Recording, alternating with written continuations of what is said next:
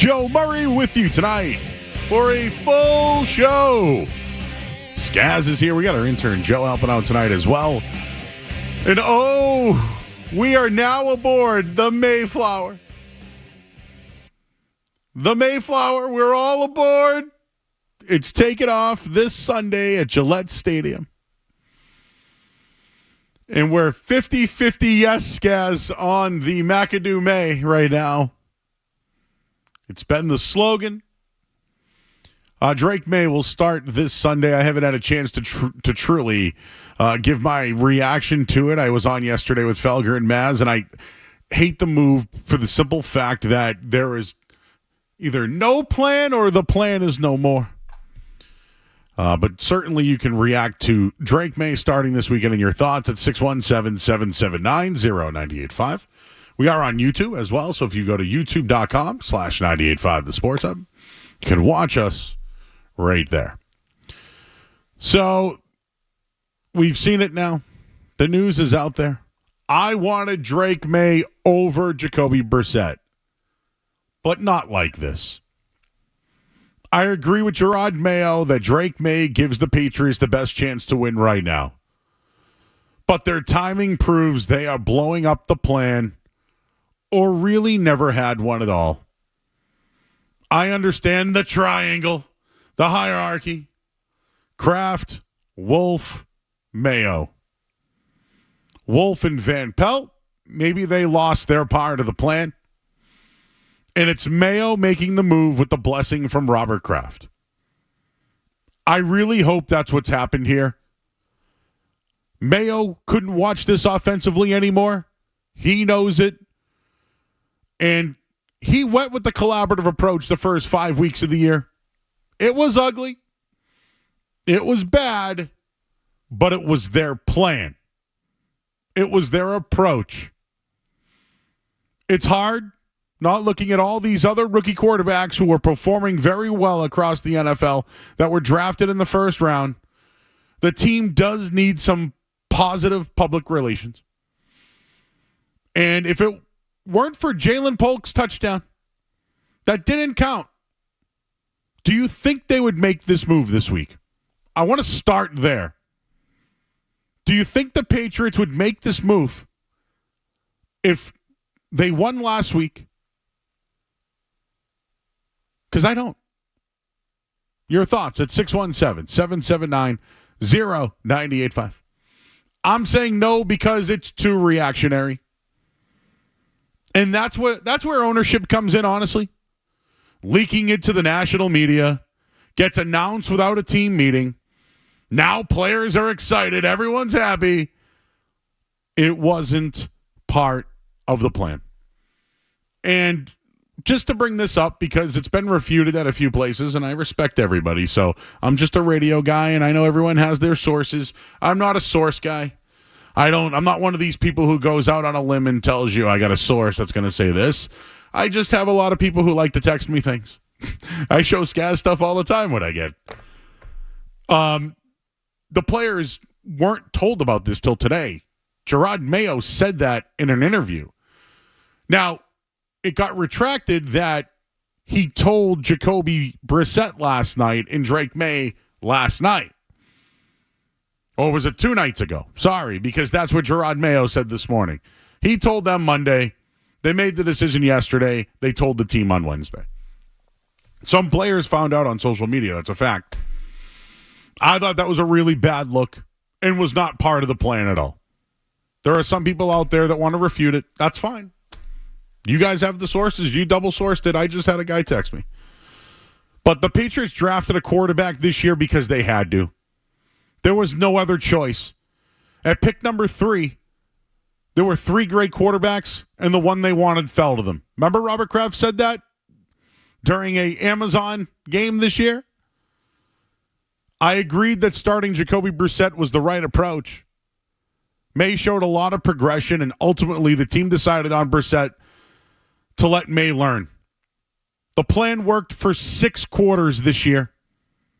Things started falling apart, including Brissett, who had 5 different offensive lines each week. The running game disappeared and fumbled things away. The wide receivers had one touchdown pass all season. The play calling and offense last in the NFL. First-time coaches, first-time coordinators. They bailed their plan after 5 games. And now they're going to throw their meal ticket 6 weeks into action. Never considering another option. Never considering a veteran. They want to go straight to Drake Maye. I hope this was a Gerard Mayo move. The offense was so bad they needed to change. It didn't have to be Maye. But here we are. He's either the savior or we will continue to question if they have the right guy. And we'll find out if his body can handle the weekly grind behind the worst offensive line in football. The ownership had a shield for years with Bill Belichick. I think now they have as much protection as Drake Maye will this Sunday when it comes to their plan. Your thoughts at 617-779-0985. Again, we are on YouTube. The plan's over. I wanted Drake Maye over Brissett because I wanted anyone but Jacoby Brissett to be the quarterback. But I didn't want it like this. Announced just before a game where a team made Josh Allen arguably the league's MVP this year. Go 9 for 30. Get ready for these names this week, people. Hunter and Anderson. The two of the arguably the best defensive ends in football this year who attack the quarterback. I do agree that as far as their roster goes, Drake Maye gives them the best chance to win right now. But the timing proves they blew up the plan and maybe really never had a plan at all. Your thoughts at 617-779-0985. We'll bring in Skaz, get his thoughts as well. I see you guys lined up on the phone lines. I'm Joe Murray, more of the show here until 10 o'clock tonight, right here on 98.5 The Sports Hub. You're listening to Joe Murray on 98.5. You're listening.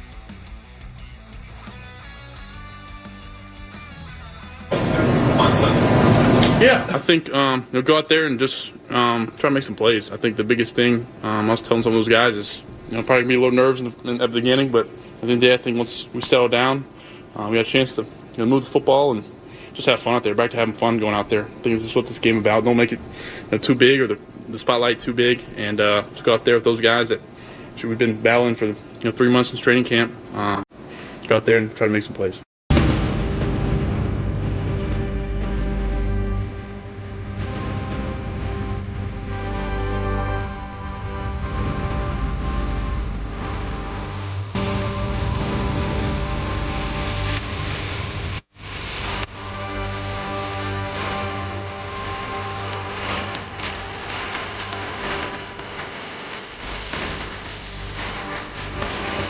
Back here on 98.5 The Sports Hub, I'm Joe Murray. It's officially May Watch. Gerard Mayo making the call on his own, everybody. Wants to see a change at quarterback. He's seen enough after 5 weeks. But it was his decision only, everyone. But Drake Maye, he told you he's always ready, right, Skaz? Let's crank it a little bit. Always ready.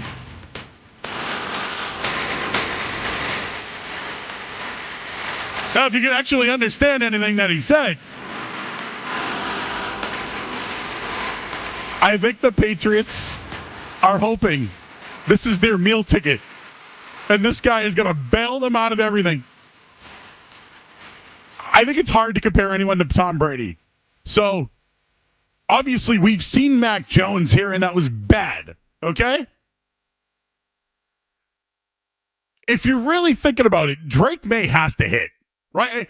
Duh, Joe, he's got to hit. No, I mean, I think they've had some hits. I think Jimmy Garoppolo was a hit, despite what people think. Yes, he went to a Super Bowl and lost, but he's a winner, a winning player. He might be fragile,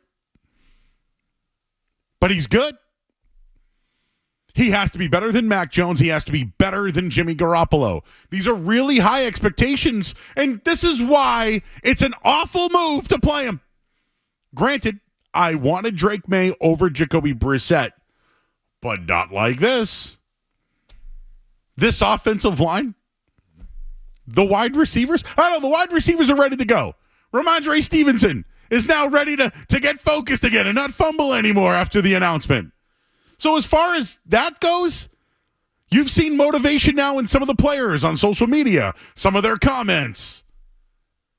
The players are excited. They're going to actually or potentially move the football this week. But it's a disaster against this opponent. I hope it was Gerard Mayo who made the decision because he's had no power. And when I say he's 25% of the problem, he couldn't run the offense. I think he had enough, and he finally did something about it. So is all this on him? Yeah. He has the chance to make the decision. I think he went with the collaborative approach and realized it didn't work. I think he went to his buddy Thunder, and he said, hey, Thunder, this Van Pelt, Brissett thing, it's over. I think he got the blessing. I think he told Brissett and Maye on Monday night that they were going to make the move. On Tuesday, Kraft and John, they got excited. They leaked it to their boys. They were the ones who broke the story. Players found out on social media. That's a fact. And then they had a team meeting today to let everyone know. And then Gerard Mayo said all this at a press conference today. I agree with Gerard Mayo. I think as far as their roster goes, Drake Maye gives them the best chance to win now. But is it the best chance for the future? Is it the best chance a year from now? 2 years from now? No. I know you're excited. I know you want to see something new. I know you want to see what this kid has. When you look around the league, there are quarterbacks drafted ahead of him and even behind him that are making plays. I mean, go figure this weekend, Skaz. You're going to see Spencer Rattler and Drake Maye. Like now you're going to start to see more quarterbacks. 2 more from this draft class and how they play. It was too reactionary. I wanted Drake Maye, but not like this. Against one of the best defensive teams. Maybe it sets up better if you look at the rest of their schedule. But as far as making the move, you should have done it at halftime last week. So, Skaz, I haven't had a chance to talk to you about it because I was in with Felger and Maz yesterday. And we had the Bruins game last night, which we'll get into in a little bit here. And we'll take calls at 617-779-0985.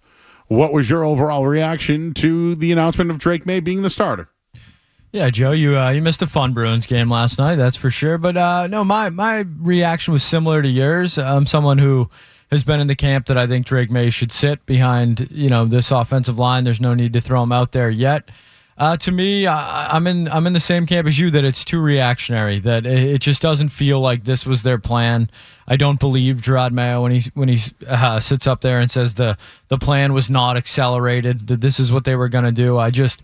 That makes me lose some of the little faith I had left in the Patriots front office if this was their plan, because I just don't see how your plan can be to start a rookie quarterback against the Texans defense that pressured Caleb Williams on 50% of his dropbacks and sacked him 7 times in week 2.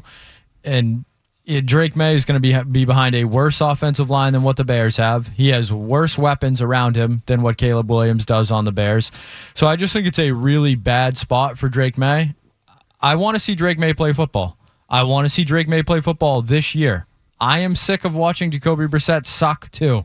I want the Patriots to be good.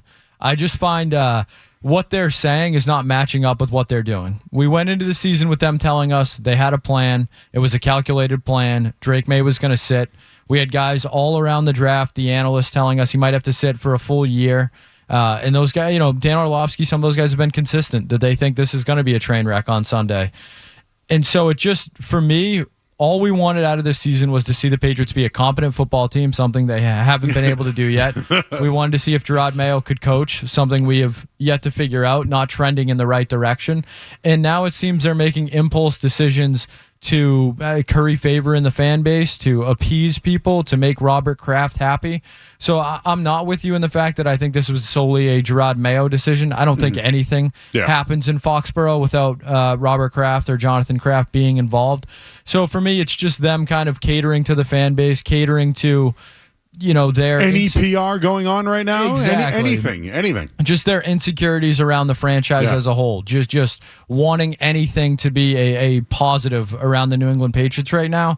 So for me, the team stinks. We all knew the team was going to stink. None of this is shocking to me.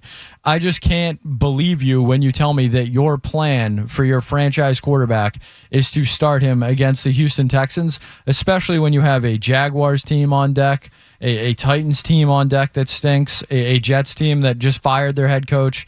So for me, it's more about the timing than anything else. I like Drake Maye. I think Drake Maye is going to be good. I don't think Drake Maye is going to be good this Sunday. If he does, great. I still think the timing is too early. I agree. I think the timing's bad. The reason why, guys, the reason why I feel like it's Mayo, because I want to think it was Mayo. Like, in reality, come on. The ownership's been in charge. That's why Bill Belichick's gone. Like, they lost the control for so long. But I'm just trying to... I want some hope that Mayo can somehow be the guy that made the choice. Hey, this Elliott Wolf guy who took Alex Van Pelt and, and Jacoby Brissett, and this is what they wanted. It's not working. Thunder. Can we go to the kid? You really like the whole Thunder thing, don't you? Listen, guys, this isn't me doing a victory lap. I told you that the way that Gerard Mayo handles things in the offseason is how it's going to look on the football field. So, yes, it'd be laughable if you believed me when I told you I think it was Gerard Mayo, okay? So, but I hope so. Like, I hope he wanted Drake Maye from day one, but got talked back, got spoken on. They're banking on this dude to bail them out. And I just think that if that's the case, he needs to be better than Garoppolo, better than said whatever drafted player. Who knows? I don't think there'll ever be a Tom Brady ever again. But Drake Maye has to hit, or it's all on ownership. All of it. And freaking out early or bailing out early to a plan, you guys were winging it. There was no plan. Your thoughts at 617-779-0985. James and Beverly. How are you, James? Hello. So basically, You're all over the map. You're going one step forward and two steps back. You just hate Gerard Mayo. Just say it. I don't. I actually just did. I just not just defend Gerard Mayo? You did not. You said it's horrible. You said it's a horrible decision. I did. For him to start Maye. Yes, I think he's the one that is that mentioned this, but I want to believe he's the one who did because he wanted it all along. Dude, I'm sick of your piling on. Okay, so dude, here's the thing. All right, the Pats are 1-4. It's a casket. Yeah. It's a casket, okay? It's done. It's over. What do you want? We're not winning the Super Bowl this year, buddy. Yeah. Okay? Yeah, buddy. See what the kid Wait, has. who the hell are you to call me buddy? What's up? Why are you so pissed at what I say? Because it's moronic. Okay, Yeah, so but you're what the should guy we who's do? calling me. You're the guy who's calling into a radio station because you're pissed off. We're going to win the Super Bowl with Brissett? That's your assertion? That's nuts, man. Has anyone ever asserted that the Patriots were going to win the Super Bowl? That's his implication. That's what he's been saying. I think you need to get a dictionary and learn up what the word implication means. I know perfectly what it means, baby. This guy sucks. What a moron.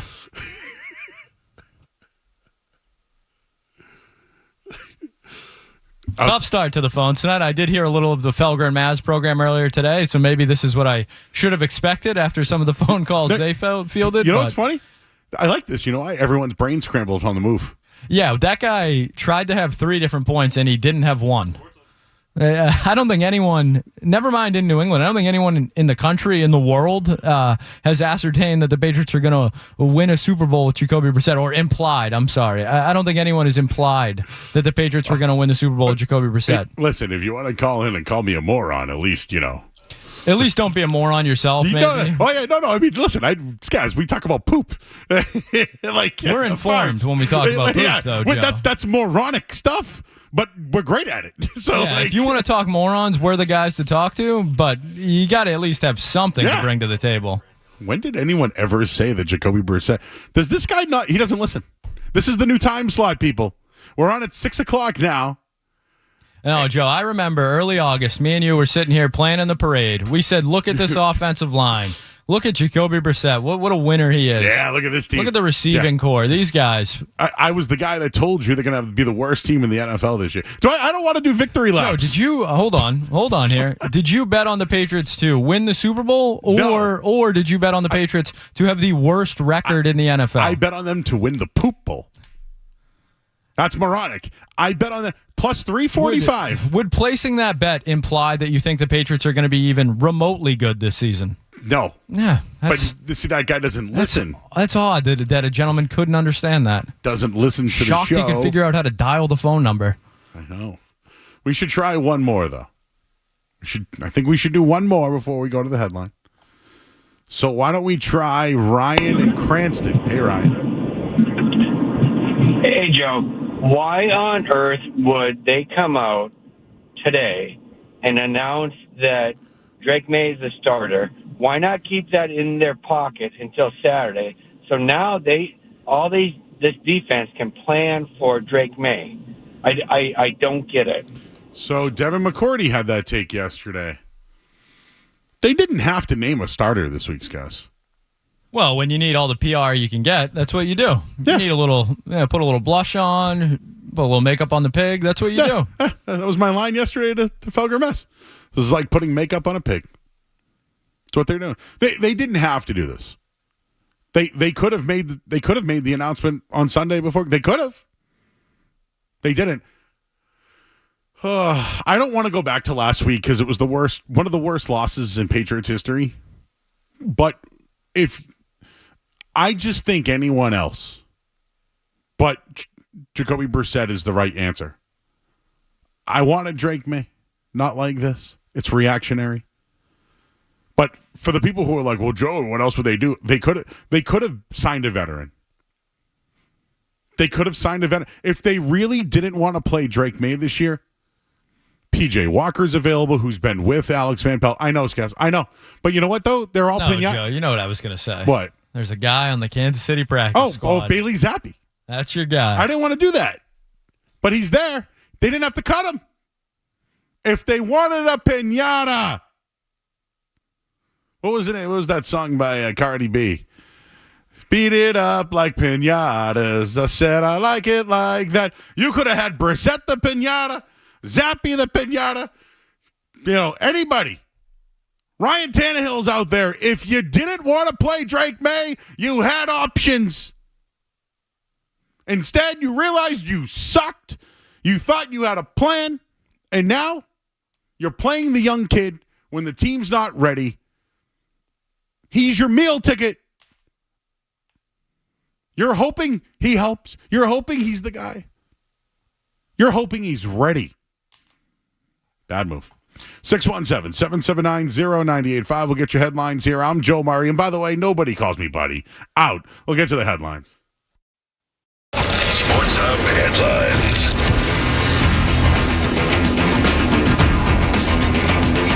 All right, Patriots and Texans this Sunday. Gillette Stadium. No Nico Collins. He's out. Dealing with a hamstring.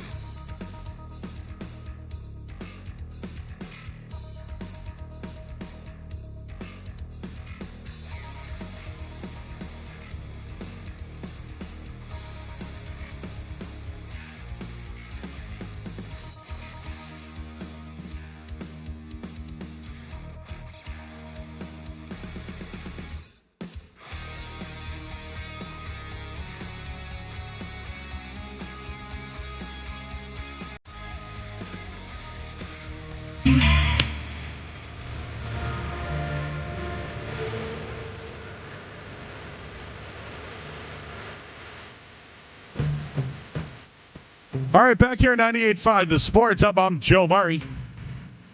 We got loaded phone lines, so we'll certainly get to you guys. But I love the work of Doug Kyed, who we'll have on later on today, and Andrew Callahan. I've really come to like their work when it comes to the Patriots of late. And, Andrew Callahan says today the Patriots have rushed Drake Maye into the worst QB situation in the league after 5 weeks. Will it backfire? Plus, there was a lot of conversations about the team's decisions. This over at the Boston Herald today. But 5 hours before the Patriots drafted Drake Maye last April, Elliott Wolf took a phone call. The Giants were on the other end, offering the 6th overall pick and another selection in their 2025 first-round pick. Elliott Wolf said no. He had his man. He knew it was Drake Maye. The front office wanted him. It was the quarterback they wanted, the quarterback they needed. And Drake Maye will make his starting debut after 5 weeks of Jacoby Brissett.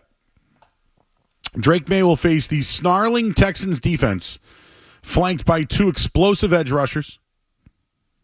He goes, good luck, kid, thoughts and prayers. It all feels too soon, too short-sighted. Absolutely it is. But the Patriots seem blinded by their love of Maye. They think he can withstand the pressure that left Jacoby Brissett, or that he absorbed over 5 games. They believe the growing pains he will endure won't break him like other quarterbacks left on their side of the road. And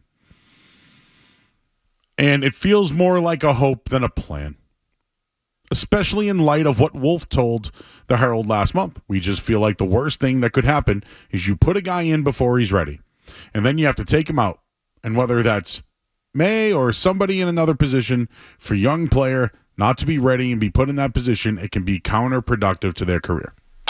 Literally, dude, the Elliott Wolf said that. Elliott Wolf said that. I feel like we should find that quote somewhere. The last time we saw Drake Maye, he was sacked twice, went 4 for 8 for 22 yards, and had 16 snaps of garbage time against the Jets. And we all know he outperformed Brissett the final 2 weeks of training camp. But the reports are he's progressed. And one veteran player cautioned against that performance translating into games, especially given the state of the Patriots' offensive line. Another texted saying he believes Maye will make the offense more aggressive. So now you have players disagreeing on Maye playing. It shouldn't be difficult considering the Pats had completed 1 pass longer than 20 yards prior to their final drive against Miami. You already have team sources strongly against this. The Patriots clearly are frustrated by their inability to pass the football, ranking dead last at 119 yards per game. Why the rush for Drake Maye? I think we all want to see Drake Maye. It's tough watching him watching Jacoby Brissett out there, but I do think of the long-term success for the Patriots. Right now, the Patriots are depending on Drake Maye as much as he'll lean on them. How can he even trust these coaches? It's brutal. Your thoughts, 617-779-0985. Jake's in Andover. Hey, Jake. Hey, what's up, buddy? Hey, bud. Hey, buddy. How you doing, buddy? Doing good. So, I was listening to Felger and Maz earlier, and they were talking about the Corpusalo thing, and then I know Montgomery came on, and again, he's a coach, wasn't a goalie, is the whole accountable team thing crap. I was a goalie for 20-plus years. I played in college. I never saw a goalie in the NHL that looked like he had 2 blockers on. I literally swear that, I get it. We didn't show up last night. We're not going to beat the specialists at the forecheck at their own game, so I don't know why we're trying to match them on that. But the amount of just issues fundamentally and skill-wise of this goalie, I am so glad that Swayman is signed. I literally would have – I don't know if I could have handled it because, again, we've had consistent goaltending for almost 2 decades, but – that one night gave me shell shock. I was like, oh my goodness, this guy's save percentage is going to be below 700 if he starts like 40 games this season. Thanks, Jake.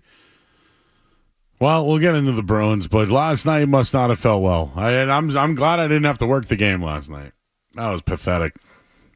That was really, really pathetic. John is in Situate. Hey, John. Yeah, forget $20. Hey, John. What are you buying? Hey, John. Okay.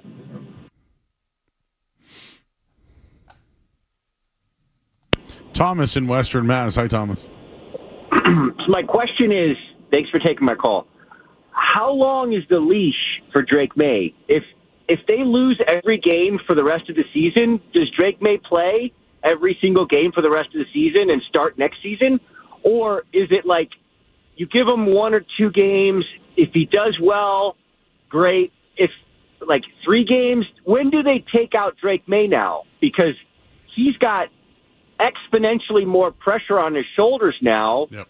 I guess what I'm saying is, what type of leash does Drake Maye have? Like, you take him out if he sucks after 3 games? You go back to Brissett. What happens? You go back to Brissett. But then what the concern is like his confidence is shot. I know. At that point. Yes. Do you see why we don't like this move? I think it's a horrible move. I honestly think that Jacoby Brissett can scramble as well as Drake Maye can scramble, because the offensive line has issues. Drake May's better. I just, I don't see a really positive outcome happening here. Thank you, Thomas. That's our take. Where is the positive outcome here? The positive outcome is he plays well and he saves them all, but then they all look like idiots for sitting him for 5 weeks. That's a fact. Tom in Dorchester. Hey, Tom. How you doing, guys? First time caller. Good to be on here. Thank you. So it's a bad move to play Drake Maye. Yeah, it's a bad move to play anybody with this offensive line. You're right. I'm a football fan. I love football, and no matter how bad they are, we've won enough Super Bowls. I'm going to watch them anyways. I just hope they have a good game plan, keep him on his feet, get the confidence before he ends up on the ground the whole game. If Belichick and Brady was back here, I think Brady was on his ass before he left here a lot. This team's been falling apart ever since he left. I see all our ex-players all over the NFL. It kind of gets me aggravated. It's like I thought they were like washed up. That's why they're all going. But these other NFL players that are Patriots are on good teams. So why did we let all these people go? And I love soccer too, but I don't watch the Revs. They're dead last. So I think this Gillette Stadium is like one big suck bucket.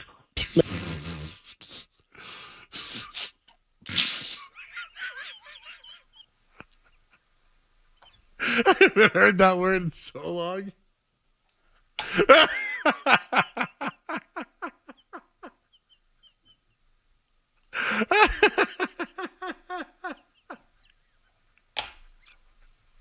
don't know why that made me laugh. Whew.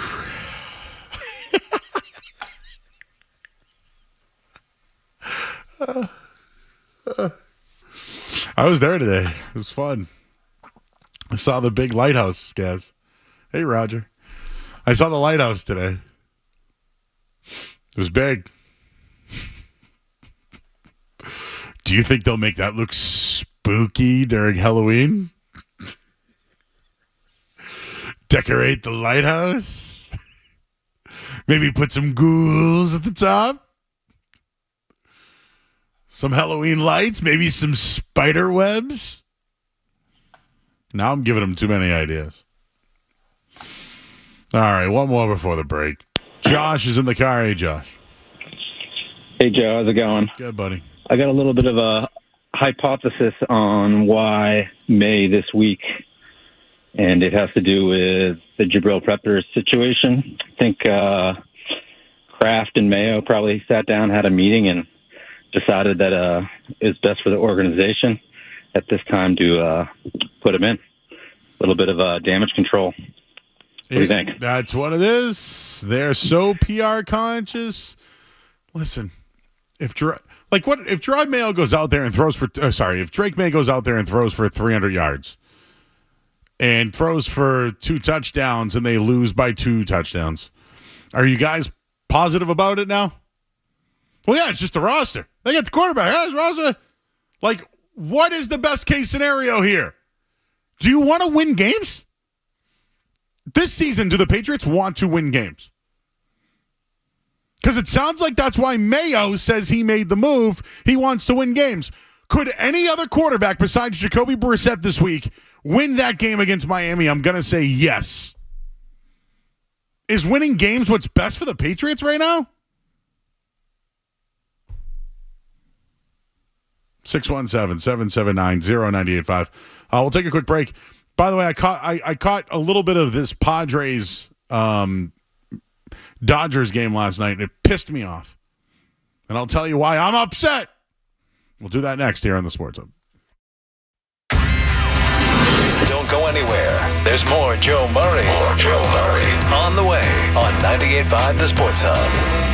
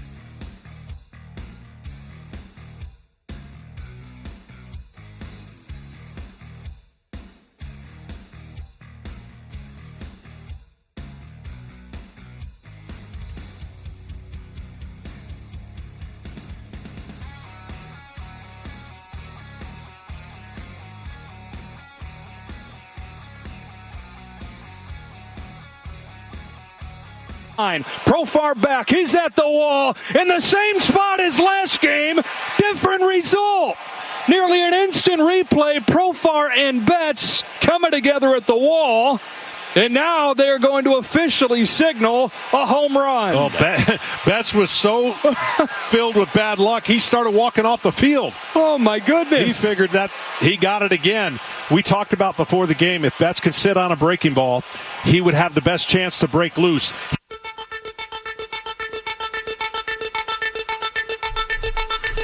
All right, back here 98.5, the Sports Hub. I'm Joe Murray. I don't want to waste much time on baseball, but I had the hockey game on last night. I'm in my chair. I'm always here. I'm never home. You know what I mean? I don't watch games at home anymore. And I turned the baseball game on like for a second, and I see Mookie Betts go deep, and then Xander Bogaerts score a run. Sorry. I know, I was watching the hockey game. It pissed me off. Mookie Betts and Xander Bogaerts were on the Red Sox, and the Red Sox basically, I know you got something for Mookie Betts, but it's laughable what you got. But Xander Bogaerts? It just, here they are, these two guys on two competing teams. The Dodgers have won championships, or have at least been in the conversation of trying to win a championship. The Padres have spent all the money to get there. So it's like you look at the two teams, right? Dodgers spend, get the biggest name in the game in Shohei Ohtani. And the Padres have done it, and they've done it while supplying their top players with other good veterans, right? It pissed me off seeing that last night, Skez. Yeah, and I'm sure you'll get the Red Sox fans that'll tell you that Xander Bogaerts hasn't been a great Padre and that was Mookie's first home run in like 30. But the greater point is about those teams and how those teams try, how those teams are investing money, how they're signing guys. They're signing big names like Mookie Betts, Ohtani. The Padres are going after everybody. And this is a Padres team who traded away Juan Soto. Yep. So, like, there are different ways to go about it. But the number one thing you have to do, and look, with the Tigers and the Royals in MLB, in the playoffs, in baseball, it makes the Red Sox look even worse because those teams are not spending money. But their excuses, they're smaller markets, bad ownership. This is a team that's won 4 World Series with this ownership. You have to spend money to compete in that league, to compete in the AL East against the Yankees. You don't want to be the Tigers. You don't want to be the Royals. Yeah, is it good for baseball? Yes. Is it a cool story? Yes. But you are the Boston Red Sox. Your biggest advantage is your payroll. You don't have to do what those teams do. You shouldn't have to grind out the wins the way that. And also, people are overlooking this. Those teams also played the White Sox 25 times each this year. That's why they're in the playoffs. So little good luck there. But yeah, the overall point is spend money to get good players. You'll be in the postseason. Let me add another layer to that. Mookie Betts is a great player, right? I mean, he's an MVP considered. Obviously, he's probably not the best player on his team anymore, though. No. And it's because he is the greatest baseball player that's ever lived on his team. You know what it is about these two players, though? They're leaders. And that's why I'm upset. You could have just paid Mookie Betts the money. He would have led, played by example. You could have just paid Xander Bogaerts, and he would have played and led by example. The Red Sox have a lot of talent coming up over the years. They have some talent now. I think their biggest issue is leadership. And you mentioned it. Like Fernando Tatis, Machado even for that matter. Like Fernando, they're built around him. They let Soto go, as you mentioned. But the Machados of the world, the Peraltas, all those guys. But they have veterans and leaders. That 2013 team for the Red Sox, I always go back to it. Not the greatest skilled team of all time. They got Ortiz and Pedroia at an elite level that year for sure, and they're pitching. Absolutely. But they were filled with leaders everywhere. Shane Victorino. I mean, you name it. Victorino, Napoli, just guys that were professionals. Professional players. And it's not sexy. It doesn't always work. But when you watch the playoffs, you see the guys that are the professionals and the leaders. Sadly enough, the Red Sox don't have any, and it should upset you. 617-779-0985. More on Drake Maye and your calls after the headline. From the Town Fair Tire Studios, the Patriots. Into the end zone. Touchdown for the Patriots. WBC FM and HD Boston 98.5. The Sports Hub, a Beasley Media Group station.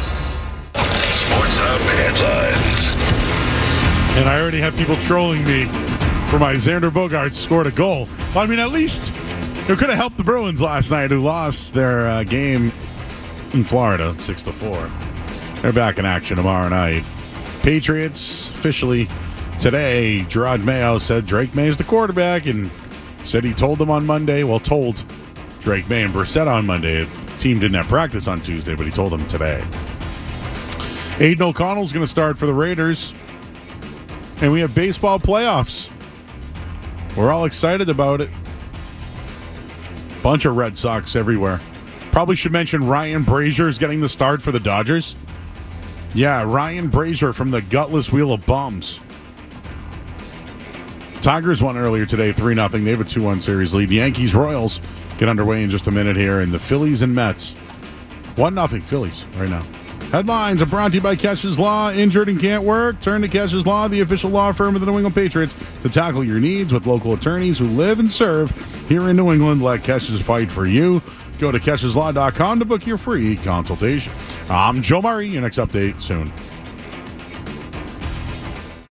Boston's best sports talk. There's an app for that. Download the Sports Hub app for loads of stuff. Absolutely free. Connect with the shows, get podcasts, and more. Get it where you get your apps. Or at 985sportshub.com. Drake, you just said the word opportunity. It is a big opportunity. How much more comfortable are you now, several weeks into the season, having watched and learned a little bit about the system, to take advantage of this opportunity than maybe you would have been earlier in the season? Yeah, I think, now we're in week 6. So I had 5 games of sitting on the sideline, hearing the play calls, preparing for the game, prepared for a Thursday night game versus preparing for a Sunday night or Sunday afternoon game. So I feel like we've balanced a lot of different things throughout the week and had to prepare. And I'm just trying to tag along from Jacoby, a veteran in this league who's does a great job of learning so much from him and seeing how he goes about practice. So that's been probably the best thing of watching Jacoby and watching how he handles the whole 9 yards, whether it's preparing, handling teammates, handling y'all, and just he's been great and a great mentor. I'm Joe Murray. Got Skaz here, our intern Joe. He's curating an article right now that's going to be launched shortly.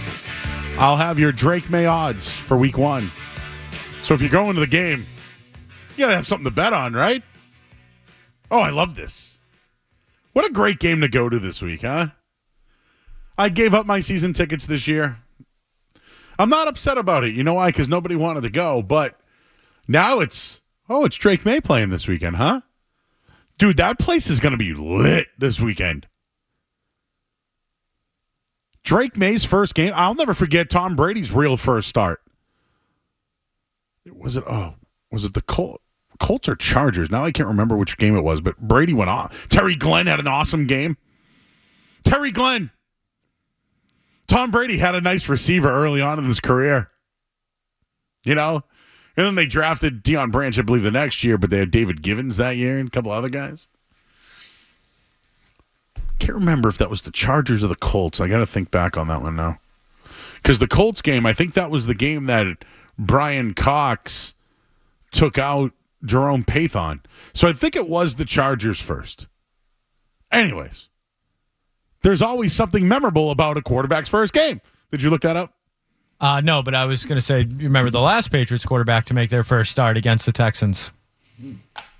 Was it Mac Jones? It was Jacoby Brissett. Oh yeah, when he had a broken thumb. He came in for Garoppolo the week before. Yes. When Garoppolo got hurt against Miami. But then his first start was against the Houston Texans. Good point. So it would have been... So if we're just thinking about quarterbacks' first starts, Brady's, I believe, was against the Chargers, and Terry Glenn had a big game. Well, the year that... Well, Matt Castle had a first start. I'll have to look back on that one. I don't recall. Jimmy Garoppolo, they were 9-point dogs and won in Arizona on a last-second kick by Steven Gostkowski. And then to your points, guys, it was against the Houston Texans with Jacoby Brissett. Then it was Cam Newton versus Miami. They won week 1, right? Yeah, and then they went to Seattle, and right? lost on the goal line, which I still talk about. Would you like Jacoby Brissett's passing totals for that game? Please. Jacoby Brissett was 11 of 19. With a broken thumb. For 103 yards. But he ran for 8 times for 48 yards, including a 27-yard touchdown. It was a nice little play, I remember. Right up the sideline. Going crazy after that. I think that was the varsity. Was that? I don't know if that was the varsity jacket. No, I think the varsity jacket that was a Brady playoff game, I think. Yeah. The J.J. Watt in his nice Letterman jacket. Look cool. Still get chills thinking about that. Look cool, but yeah, I'll have to look up those. You know what? That could be another article. Patriots in their first starts. I know Scott Zolak's first start was being revisited this week. So I'm saying it was the best debut by any Patriots rookie quarterback. I told you. I was in 7th grade at Sacred Heart School in Roslindale, and they told us a Patriots player was coming. I thought it was going to be Drew Bledsoe. I popped. Like, give me Chris Slade, Willie McGinnis, right? Give me someone. In comes Scott Zolak. I popped because I knew Zoe because he obviously helped them not go 0-16 that year.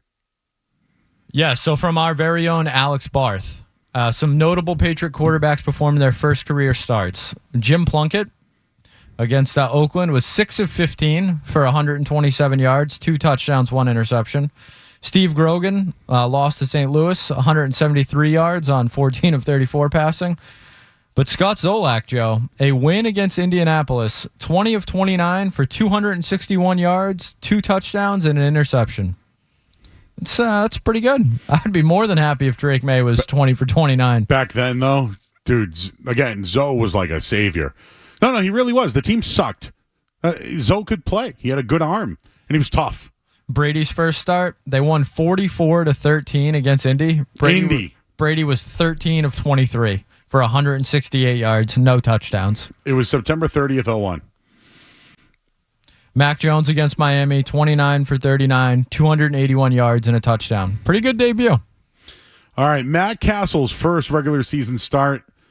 His first action was October 2nd, 2005, Chargers. And I'll have to look up his first start. But yeah, he came in. That was 05. So Brady got hurt, 08? So would it have had to be week 2, 08? I'll look that up as we take some calls here at 617-779-0985. Devin and Newton. What's up, Devin? Hey, how you doing, fellas? Is it Devin or Devon? I always, or Devon, like Devon Dudley. Nah, it's Devin. Devin. All right, man. How you doing? I'm doing good. I just got a couple of questions. So, one, I really don't think Drake Maye is going to do good this game. The offensive line is very bad. I don't understand why we think a rookie is going to do something that a veteran can't do. I don't put the blame on Jacoby Brissett because the team is very bad. Yep. You can't do anything with a bad team. I mean, Tom Brady did something with a bad team, like a broken Edelman, but that if you ever ask him, it'll probably be the hardest 12 wins he ever had in his whole career. But anyway, I feel like Drake Maye is going to do bad. He's not ready. I do agree with the last caller saying that it was a PR move because of the Jabril Peppers thing. They're just trying to distract people from that. I do believe that. But putting him in right now, I don't think it's a good choice because, first of all, it might damage the rest of his career. It's a bad offensive line. We got so many injuries. What's the point of putting him in right now? Might as well just let what's his name, Drake Maye, just learn. But my last question is when what's his name, the guy that Mac Jones? Do you really think Mac Jones beat out Cam Newton?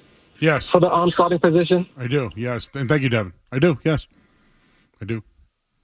Oh yeah, there was no doubt about it. Mac Jones was game ready. He was turnkey. He won a national championship at Alabama. He had the greatest offensive players. He was turnkey. Cam Newton was on the back nine. Maybe 17th hole. Maybe. He had another run after, which was the 18th hole. But he may have been on the 17th at the time. I looked up that Matt Castle game. It was against Brett Favre. Patriots won 19-10. Castle went 16-23, 165, sacked 4 times. Lamont Jordan was the leading rusher that day. Wes Welker, 7 for 72. Falk, 4 for 50. Randy Moss, 2 for 22. They scored. Sammy Morris had a rushing touchdown. The rest were field goals. Not good, but they won. Pete in the car. Hey, Pete. Hey, Joe. Tough game last night. So I remember 5, 10, maybe 15 years ago watching this documentary about the other, I think, 6 QBs that were taken ahead of Brady in his draft year. And how I think they all started as rookies. They all ended up as nobodies. I think they folded like a card, like Tony Eason, like a card table. And that's what I'm worried about. They all just couldn't take the coming out of college, highly touted, and yet they just succumbed to the NFL rush. Because they're not ready. I'm just wondering what your thoughts are. Yeah, they're not ready. Bad coaching. Listen, Sam Darnold would be a guy, I think, that came in right away and had bad coaching. Zach Wilson now, right? Baker Mayfield had bad. He always had the talent. I like the way Peyton Manning came in. I really do. Even Troy Aikman, but we can't go back to those days. Jared Goff. I mean, he was good and then not good and then good again. Goff's an interesting one. Because he was good at times with McVay, and then there were other times he was awful. Yeah. I mean, he got to a Super Bowl, so, but he needed, I think, structure in a running game and just a little bit more. He needed more. I think Goff needed more confidence. When Detroit they were like, you're our guy. And it was more confident. But I'm going back to the days, Skaz, where, who's the kid from Oklahoma? Sam Bradford they weren't ready. You went to bad teams that weren't ready. Troy Aikman and that Cowboys team, they eventually built around it. It worked. When you get Emmitt Smith and Michael Irving, I think that works. You know what I mean?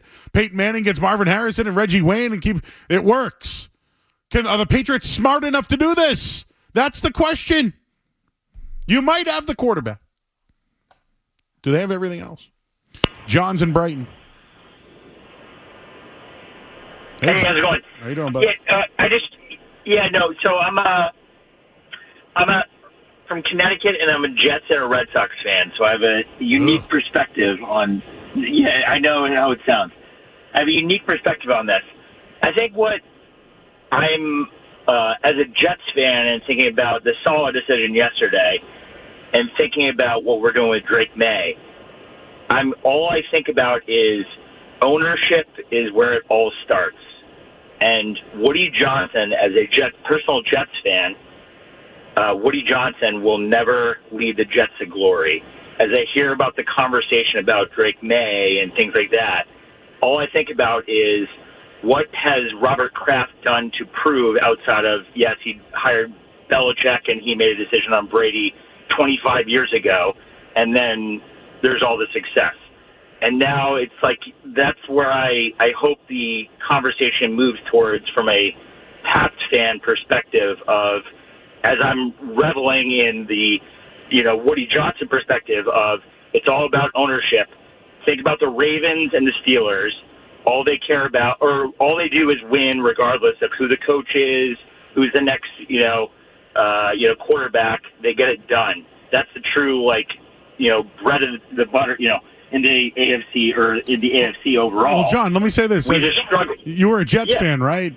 So isn't everything that's happening to the Patriots now turning into what happened to the Jets? Yeah, no, exactly. That's my point. My point. And I feel like people are spiraling as Pats fans of what the hell, we should be doing better. This is just a reality of the NFL, right? Yep. This is just, and that's where I fall back on. I've watched the Steelers and Ravens win every year. New coach, new players, etc. They do it. The Pats and the Jets in the AFC East, they can't get it done because it comes down to ownership because you have to select the right coach that will drive the organization. My coach just got fired.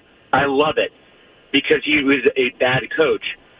If you think about where you guys are as the Pats fans right now, you're reveling in let the guy, you're reveling over this decision of Drake Maye going in right now, right? I've seen this 25 times in my, in the past 10 Thank years. you, John. I love you. I have to go because we have Doug Kyed waiting. But I feel you. The Jets fans, they're laughing at us. They see what you see. They're happy they fired their coach. They're happy the Pats are unraveling. It's all turning up, Jets. Who would you rather be, the Jets or the Patriots, though? Ooh, look, you do that. Oh, Skaz didn't like that one. You know what? Let's do it later. Because we're going to talk to Doug Kyed of the Boston Herald coming up next here on the Sports Hub. You're listening to Joe Murray on 98.5. You're listening to Joe Murray on 98.5 The Sports Hub.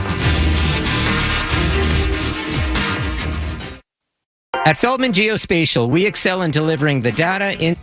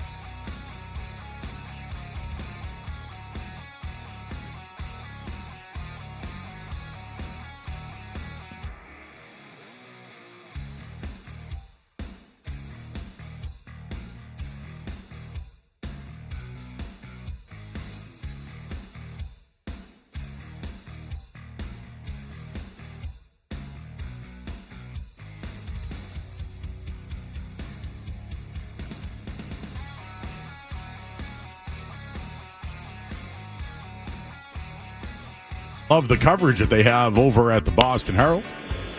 His name is Doug Kyed. That's where he works, and he joins us on the Volkswagen Dealers Expert Hotline. Doug, how are you, sir? Joe, I'm doing okay. All right, man. So I've been, I was on yesterday during the afternoon with Felger and Mavs when the news broke. And I had some sources saying that maybe the players didn't know right away. I heard you specifically ask Gerard Mayo that question today. What was the answer to that? And how do you feel this all went down? And do you like what's happened here with the announcement of Drake Maye? Yeah, I think that, Gerard said that he was a little bit disappointed that the news came out before he could tell players, which you can understand. But at the same time, if you're telling the quarterbacks on Monday night, expecting that information and not get out until Wednesday is pretty risky. At the same time, like you want to get out ahead of things and tell the quarterbacks as early as possible. But if you don't set up, a fear-based organization the way that Bill Belichick did, information is probably going to leak out much easier under Gerard Mayo than it did under Bill Belichick. So I think it was a little bit sloppy, but that's in comparison to the way that we're used to things going at Foxborough under Bill Belichick when things were much more tightened up. So I don't know. For me, I think it's the right move to start Drake Maye. So I can't complain too much about everything that's going on right now because I even said it on Sunday night that I thought that this is what they should be doing. But I do think that there are some things that they could tighten up a little bit. Was the plan expedited? Meaning, they saw progression, but at the same time, Brissett was the best course of action to start the year. And why now? Why not even at halftime of last week's game? Yeah, Gerard said that the plan was not expedited. I was told last night that this was not a knee-jerk reaction to the Dolphins game. But that doesn't tell me two different things as well. That doesn't tell me that this was actually part of the plan to start him in Week 6. And that also doesn't tell me that this wasn't a knee-jerk reaction to the first 5 weeks of the season. So I think that this is a response to how bad the offense has now looked through the first 5 weeks of the season, especially over the last 3 weeks, that when you get to this point where you're averaging less than 120 passing yards per game, a change just has to be made. And is it ideal that it's Week 6 against the Texans? Probably not. But, say it did happen at halftime of last week, then his first start is still going to have to come against the Texans unless you're like, all right, we'll play him in the second half of the Dolphins game, then we'll sit him in Week 6 because that's a difficult opponent, then we'll put him back out there for Week 7. I think at some point you've just got to bite the bullet and put him out there. And in some ways, to me, maybe I'm just looking at it like in the most encouraging way possible, but like they're probably going to lose this game anyway. They were probably going to lose this game anyway. Expectations for Drake Maye are going to be low heading into this game. He takes his hits, gets through the rookie mistakes, and then maybe he'll be a little bit more developed by the time that they're playing some games that they can win.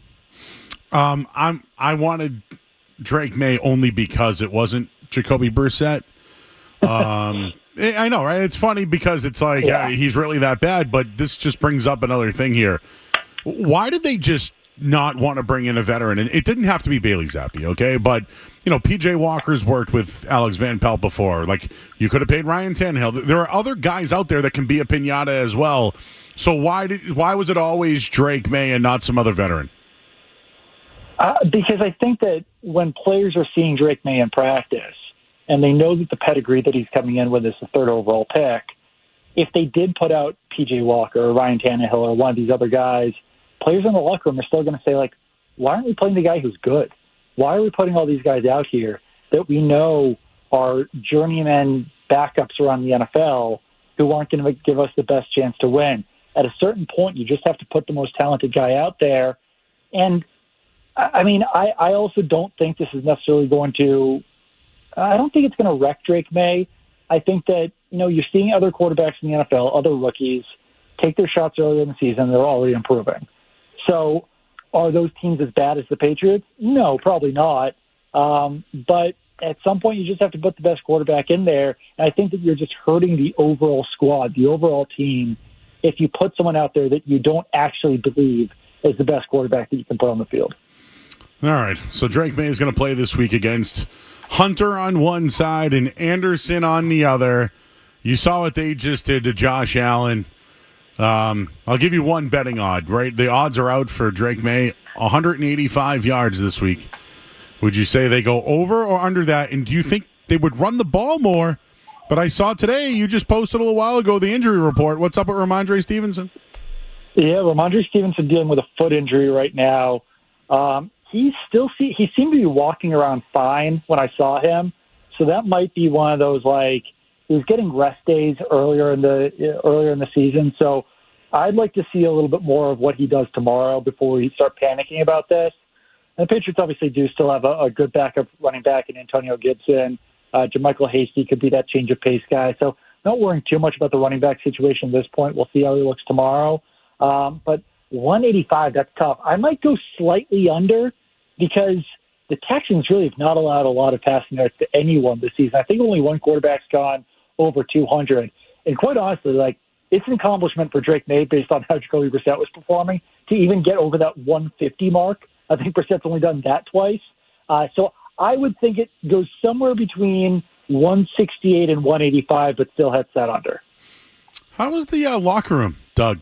How are the guys in the locker room with the announcement of Drake Maye? I would say interesting. Tepid from some wide receivers that we spoke to, but I don't know if that's them trying to, walk that tightrope of we're happy about Drake, but you don't want to appear too happy because Jacoby Brissett just got benched. So Demario Douglas really didn't say much about it. When we talked to Jalen Polk, it was really interesting. He was giving the same answer to almost every question that we were asking him, basically saying that, like, it's a great opportunity for us to go out and win games.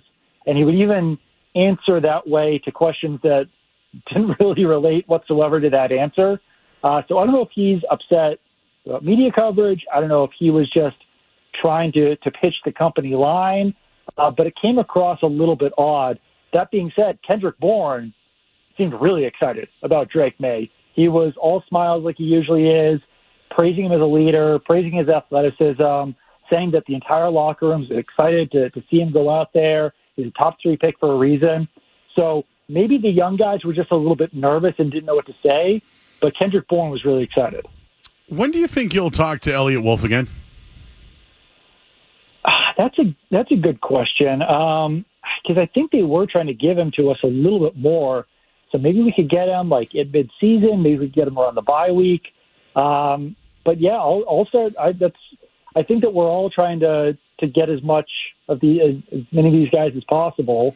So we'll keep talking to Stacy about it and see if we can get him a little bit earlier than that. But would certainly be worth hearing what he has to say. We're going to talk to Alex Van Pelt tomorrow. So we'll see what he has to say about Drake Maye starting. I know that Gerard Mayo said that Alex Van Pelt was fully on board. We'll see what that sounds like coming out of Alex Van Pelt's mouth tomorrow. But yeah.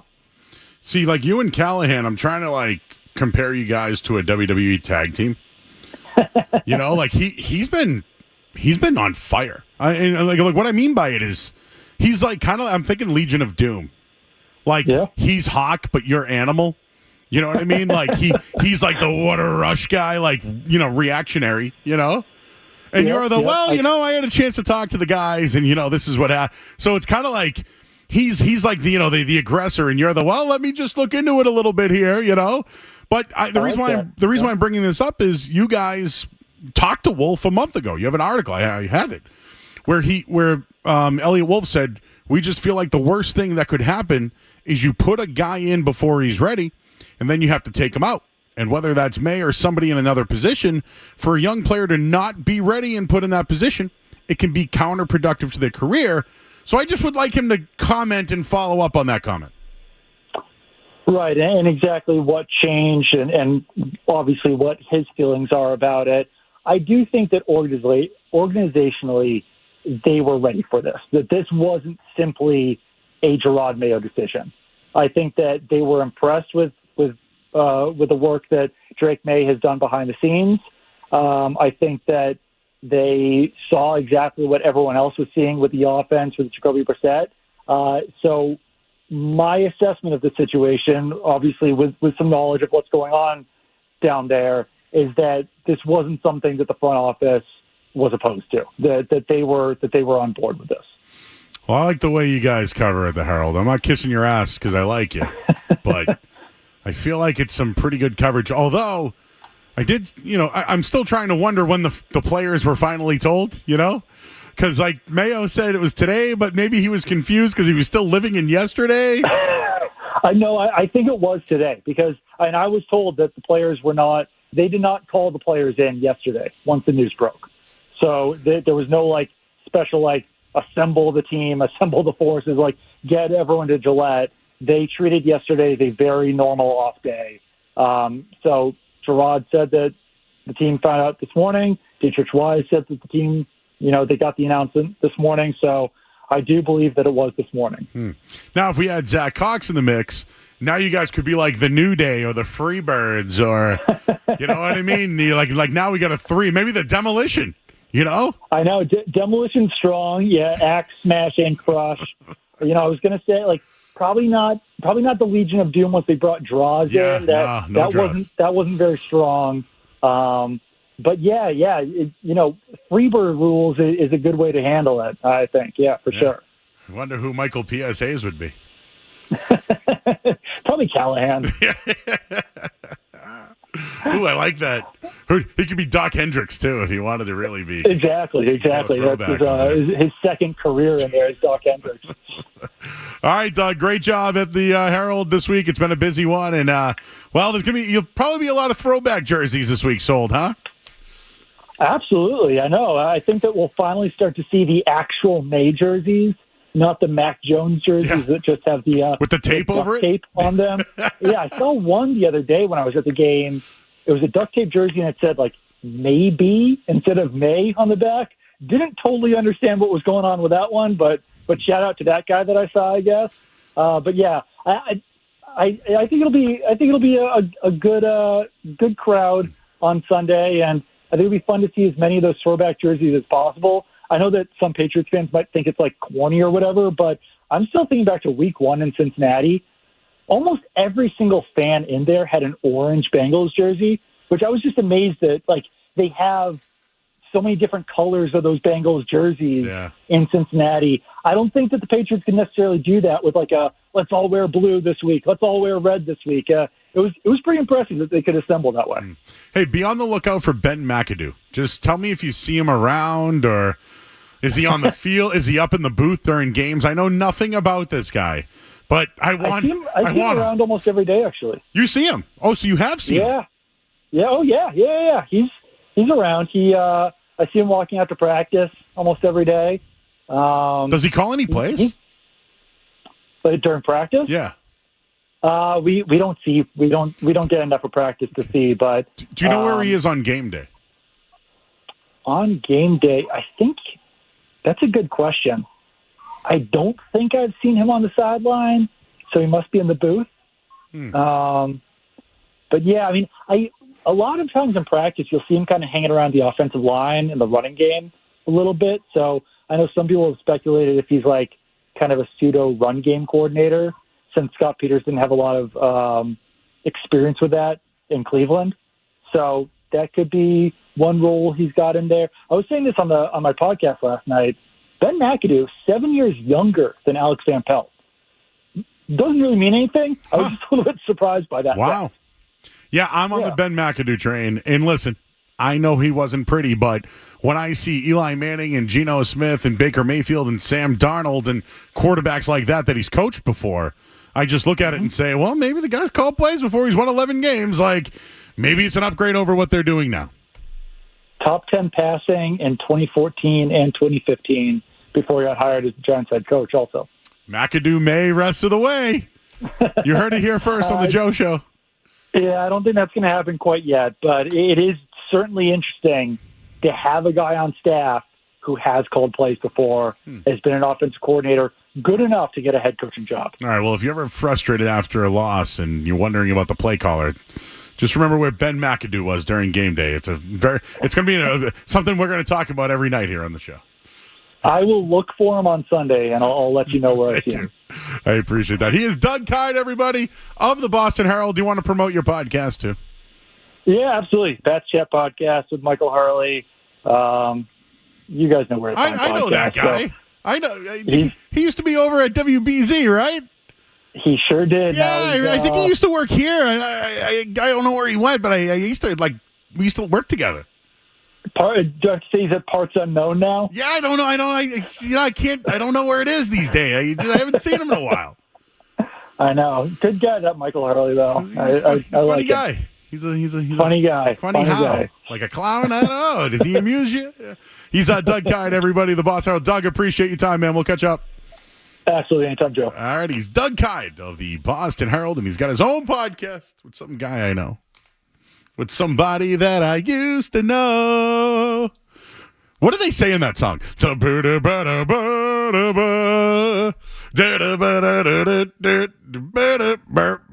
A true one-hit wonder. What do they say in that song? You've heard it, right? Yeah. 1,000,000 times. Or something like that. Here's somebody that I used to know. Joe, you know the lyrics? No.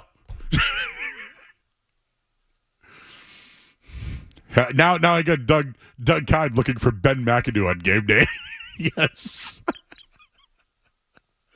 Maybe we get John Serenides to get with us, Scott Peters, the offensive line coach, and him and Taylor Kyles. They could just work on offensive line skills together with him. That'd be funny. Maybe we could just have the whole media out there looking for other guys that can call plays. We got to go to the headlines. I'm Joe Murray here on the Sports Hub. Sports Hub headlines. Well,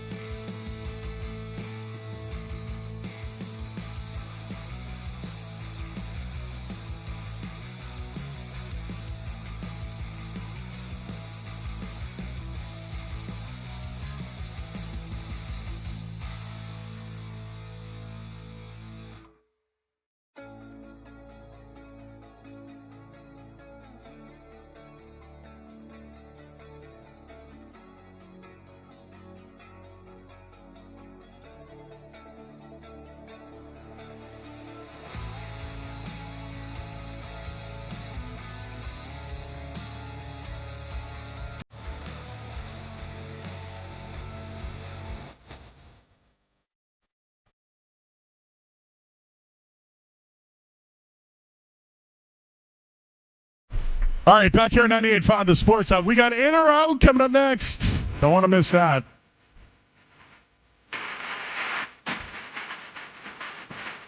I'm watching Frank the Tank react to the Mets home run. Everyone, if the Mets go to the World Series, they have to have him there, right?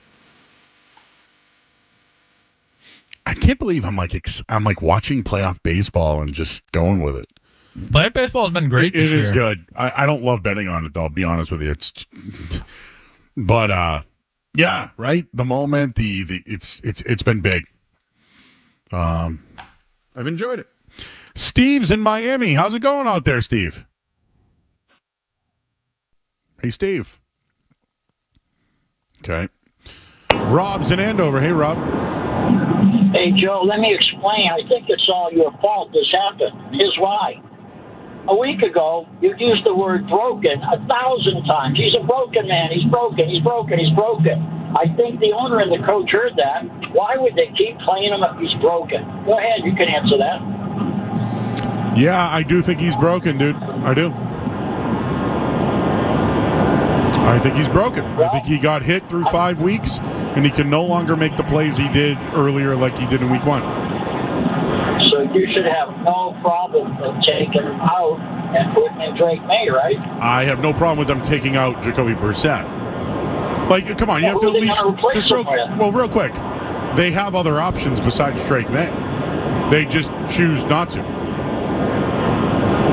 That's true. I don't. All right, people are going to go right to Bailey Zappi.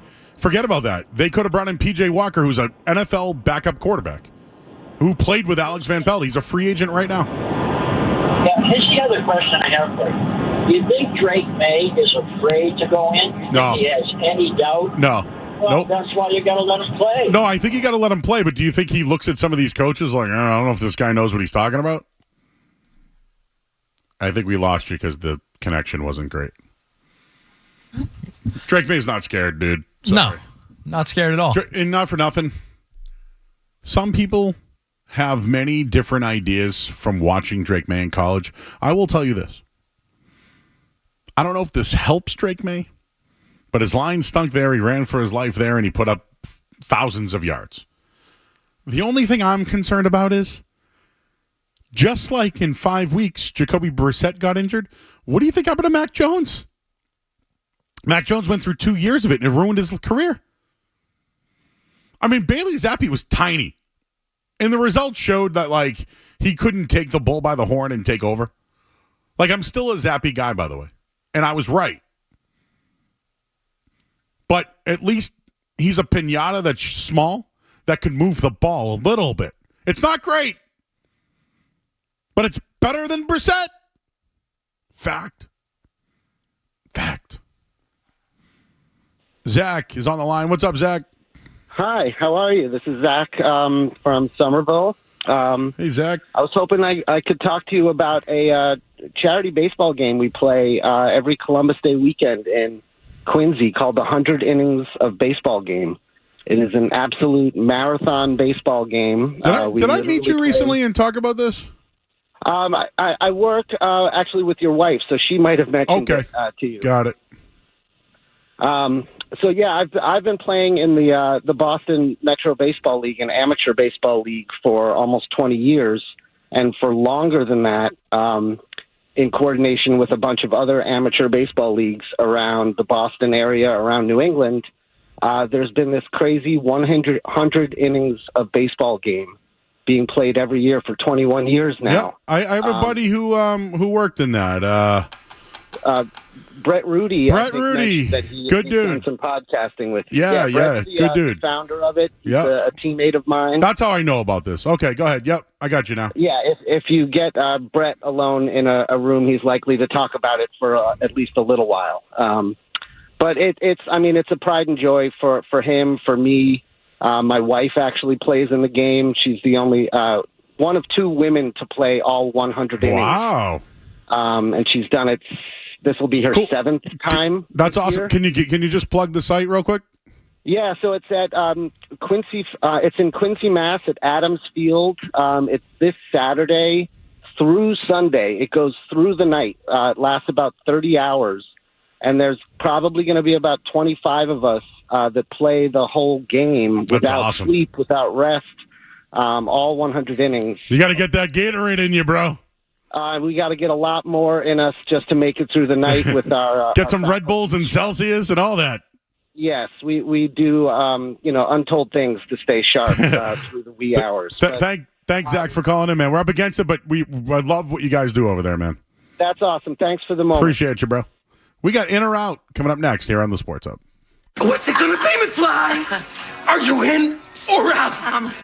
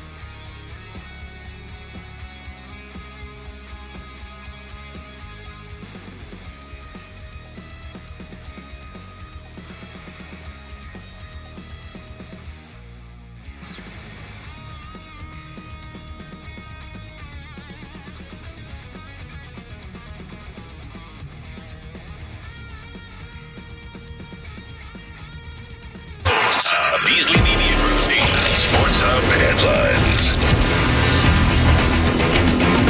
All right, Patriots getting ready for Sunday's game against the Texans, and Drake Maye talked to the media today. He's ready to go. He's ready to go. Some other news around the NFL today. Aiden O'Connell will start for the Raiders.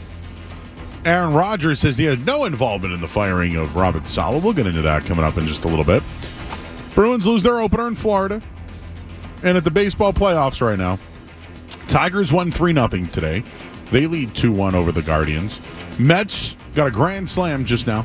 4-1, top of the 8th there. No score between the Yankees and Royals. And tonight, Padres look to knock off Mookie Betts and the Dodgers. Headlines, they are brought to you by Prestige Security Solutions. Protect your home or business with fully integrated, cutting-edge, and affordable security solutions. And get 10% off a new system or addition with their fall sale. Visit secureboston.com. Those are my guys. I'm Joe Murray. Your next update soon. This is Jaylen Brown. Jaylen Brown turns the corner, finger roll is up and good. Scoring the foul. Listen to home of the Boston Celtics, 98.5, the Sports Hub. Are you in or out? Gotta know without a doubt. I'm the one you need for a dirty deed. I'm the best. Success is guaranteed. I'll give you a spoiler alert. My favorite French fry is a steak fry. I don't know if I'm in on that. No, but it's my list. Maybe we could have Joe and Skaz's top 10 fries. I mean, can you believe there's actually 10 types of fries? Oh, you can do anything with a potato, Joe.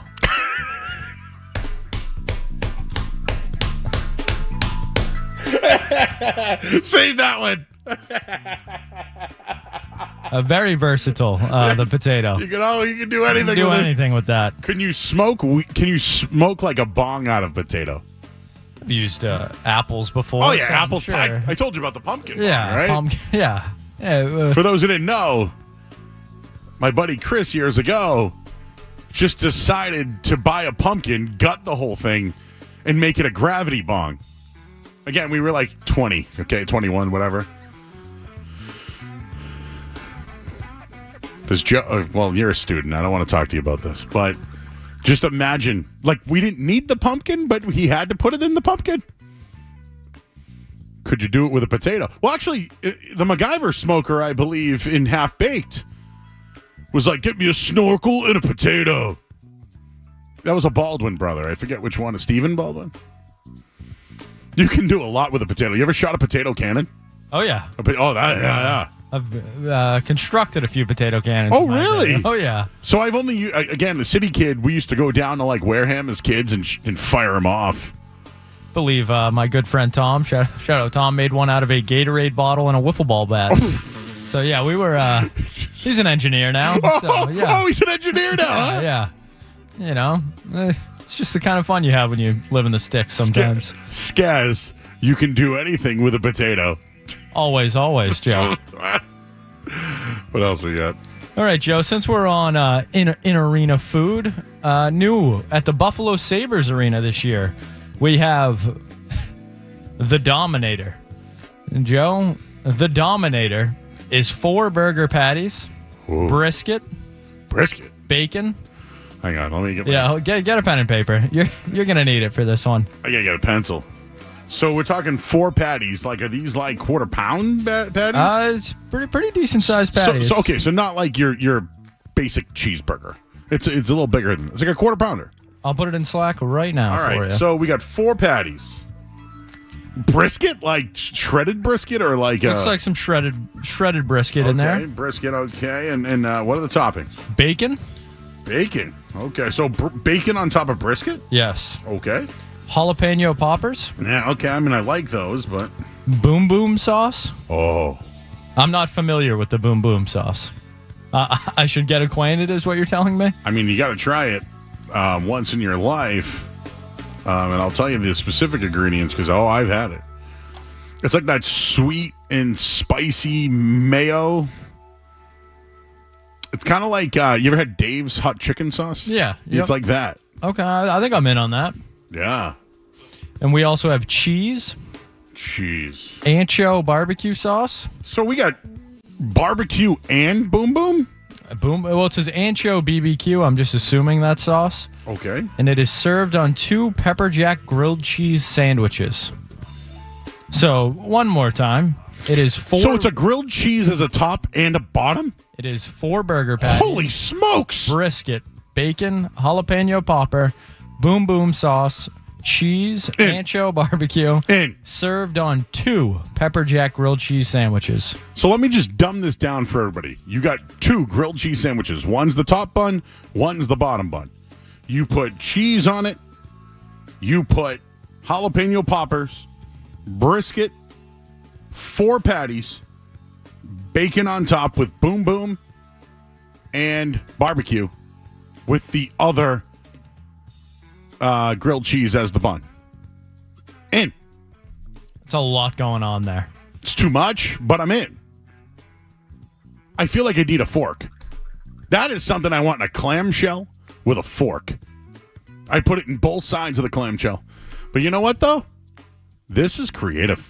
Where am I eating this one now? This is at the Buffalo Sabres arena. Oh, God, at a hockey game? Yeah. Oh, I don't know if I want to use the bathroom at a hockey game. You can't take that to go, right? You shouldn't be taking anything from an arena to go. Out! Taking anything from an arena that's food. Like, what, are you going to bring your popcorn home from the movies? Some people with the Have you ever done new, that? Like signature buckets Oh, might yeah. do that. I got the R2-D2 can of... hell yeah, I got that too. I got the Taylor Swift bucket. I think the only thing I have like that is like the Red Sox used to do like the Memorial Cups like 10 or 15 years ago. Oh, no, I used to do the slider Sundays. Yeah, they make you an ice cream cone and a cup. 9.99 used to do that back in the day. I bring those home all the time. That was like a collector's item. I had like a series going. I almost needed all 29 teams at the time. That was when you paid what you weighed back at Ground Round. I don't want to pay what I weigh now. All right, we'll move on from the food for tonight. Wow, that was hefty. I'm sweating. Need a cigarette after that one. I need a lot more than that. All right, Joe, we're all familiar with Spirit Halloween. Oh, yeah. These stores that show up. They're already going. I mean, they've been going for the one in Danvers has been going Spirit Halloween now since July 4th. It was like July 4th happened, boom. Well, these Spirit Halloween locations that you see pop up very seasonally, looks like they will be staying around a little longer this year, as Spirit Halloween will turn into Spirit Christmas at select locations this year after Halloween season is over. It will have Christmas decor, apparel, gifts, inflatables, stocking stuffers, and meet and greets with Santa. Joe Murray, are you in or out on Spirit Halloween turning into Spirit Christmas? Well, they got rid of Christmas tree shops, right? Which is, by the way, out. I used to go to the one at the Rotary down the Cape.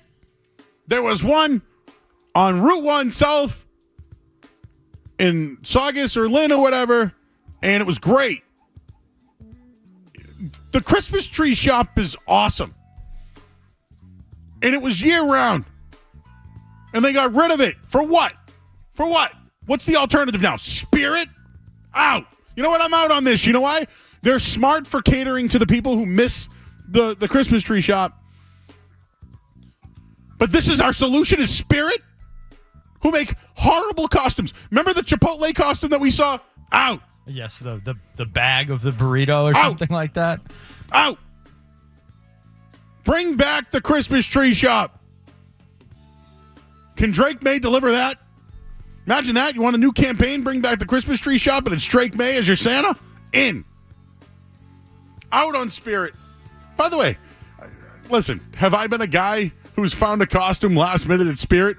Absolutely. 1 year was the Tooth Fairy. I wore a skirt and I wore a white shirt with a cigar with a tooth on it, and I was the Tooth Fairy. It worked. Got that at Spirit. But imagine if I wore something Christmassy.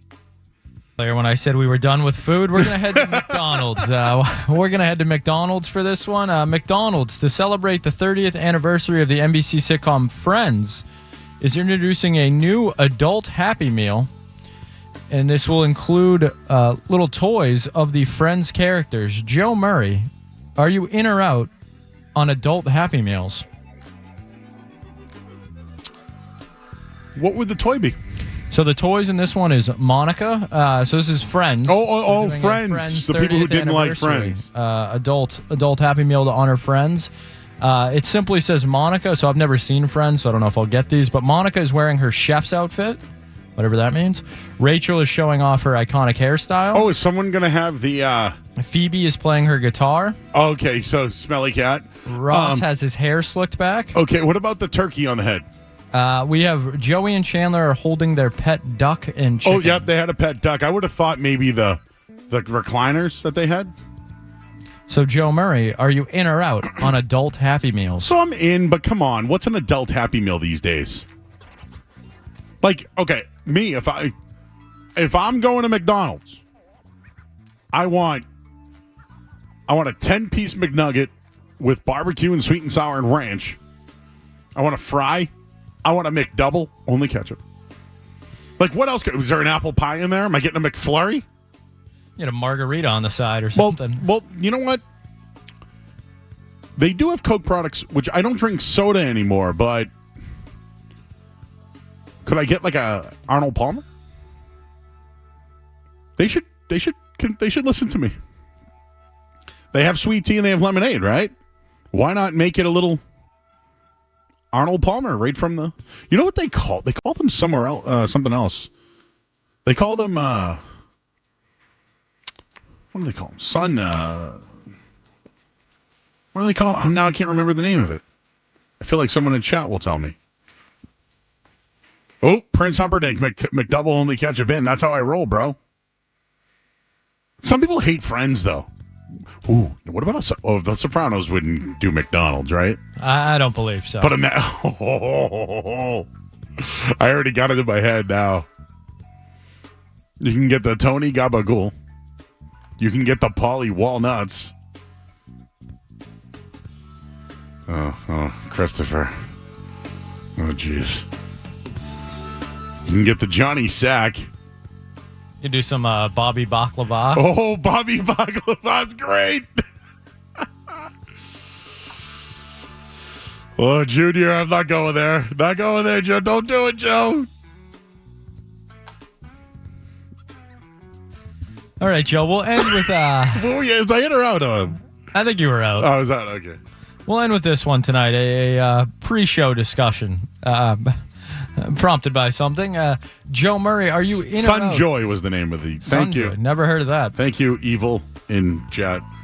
Joe Murray, are you in or out on physical greetings? Oh.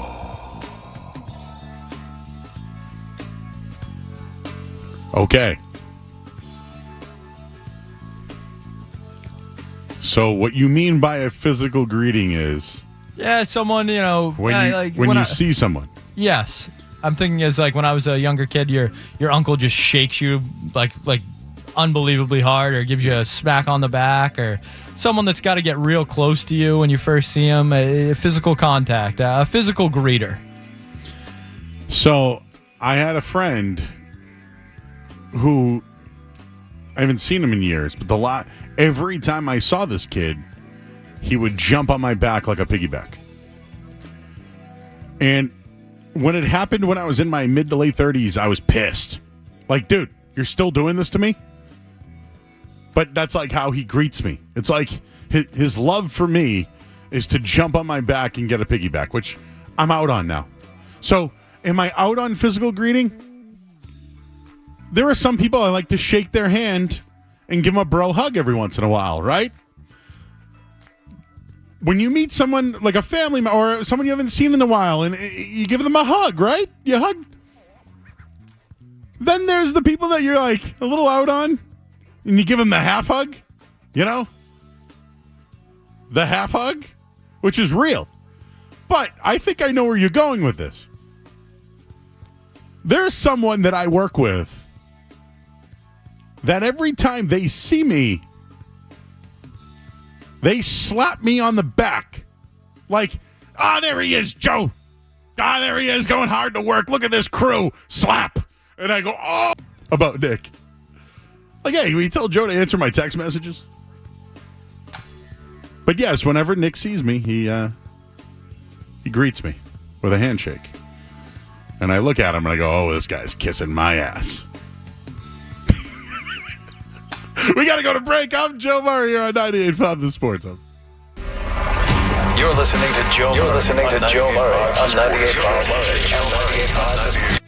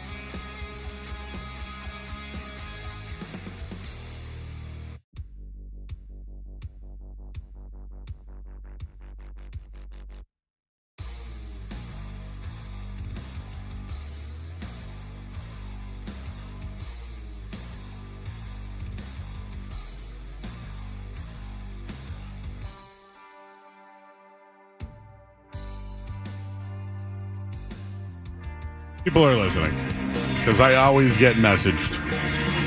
People want to know if it's lift jets. I just got this one. I imagine you get a lot of "Hey, big guys." Joe, in or out on the big guy greeting? Well, don't call me buddy. Out. You would prefer "Hey, big guy" over "Hey, buddy"? Yeah. I don't know, actually, now that I think about it. No, the one that I don't like is Big Hoss. I can't say I've ever heard that one, Joe. What's up, Big Hoss? What? What's up, big guy? Big man? Big man? Oh, yeah, I get them all. But they all think that, like, just slapping me as hard as they can on my shoulder or my back is something I want in life. I want to come to work for you to... I appreciate the sentiment. You like me. I understand. Like, you could hate me and not talk to me. You saw it happen. I thoroughly enjoyed it. When they left, I went, dude, my back. Well, the Phillies are out. The Mets win. Wow. How about that? I wonder how Frank the Tank's doing. Tim is in Nashua, New Hampshire. Live free or die. How are you, Tim? The expensive ones, the big, whatever the hell it is, the big SUV is nice, but I would say it's not. Hey, Tim! I didn't like where that was going. He was talking about a big SUV. I thought he was talking beers for a second. Oh, he said big SUV. So what's he talking? Ford? Like what's, you know? You know, Tim, I went to you, bro. You even emailed me. I gave you the floor. Do you think he knows I went to him yet? The chat is electric tonight.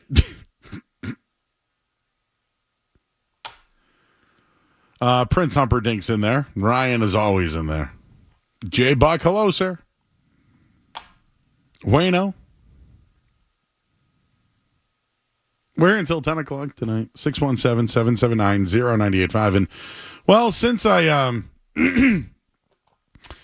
mentioned it earlier, would you rather be the Patriots or the Jets? Do you have to think about it? No, I don't have to think about it at all. I would rather be the Patriots 10 times out of 10. You have a potential franchise quarterback. You have a younger roster. You are not the Jets, Joe. You're not tied to a 40-year-old ayahuasca Aaron Rodgers that is seemingly running the ship over there now. So, yes, I would much rather be the Patriots than the Jets. For this season, sure, maybe the Jets will be better, but what happens after that? Yeah, like Ben Johnson, I think, would be the number one candidate. They already have a good defense. Why don't you bring in this smart-minded quarterback? But can that guy, the smart-minded coach, but does Aaron Rodgers need Nathaniel Hackett? Like, here's the deal. Joe, no one should need Nathaniel Hackett. When you think of the future of the New York Jets, is Aaron Rodgers a part of it? No. I think it shouldn't. Yeah, I agree with you. I think whatever they do, they should lock up Garrett Wilson and Sauce Gardner, bring in Ben Johnson, start over. I think they have a defense they can build around. I think they have some nice pieces that they can build around. Olu Fashanu is going to be a star left tackle, or at least a good one, starting one. You can't cater the team around Aaron Rodgers, though. Isn't this what Bill Belichick tried to do with Tom Brady? Felt like they couldn't cater the team around him anymore. How'd that work out? It didn't. All right, well, we'll get a headline here. You want to do that list where Jaylen Brown ended up? I feel like we should get into that. That's almost amusing. So it's a good pre-musing musing. Yes. Jaylen Brown on a list. You're not going to like where he ended up. We'll do that next here on 98.5 The Sports Hub. Sports Hub headlines. All right, Patriots.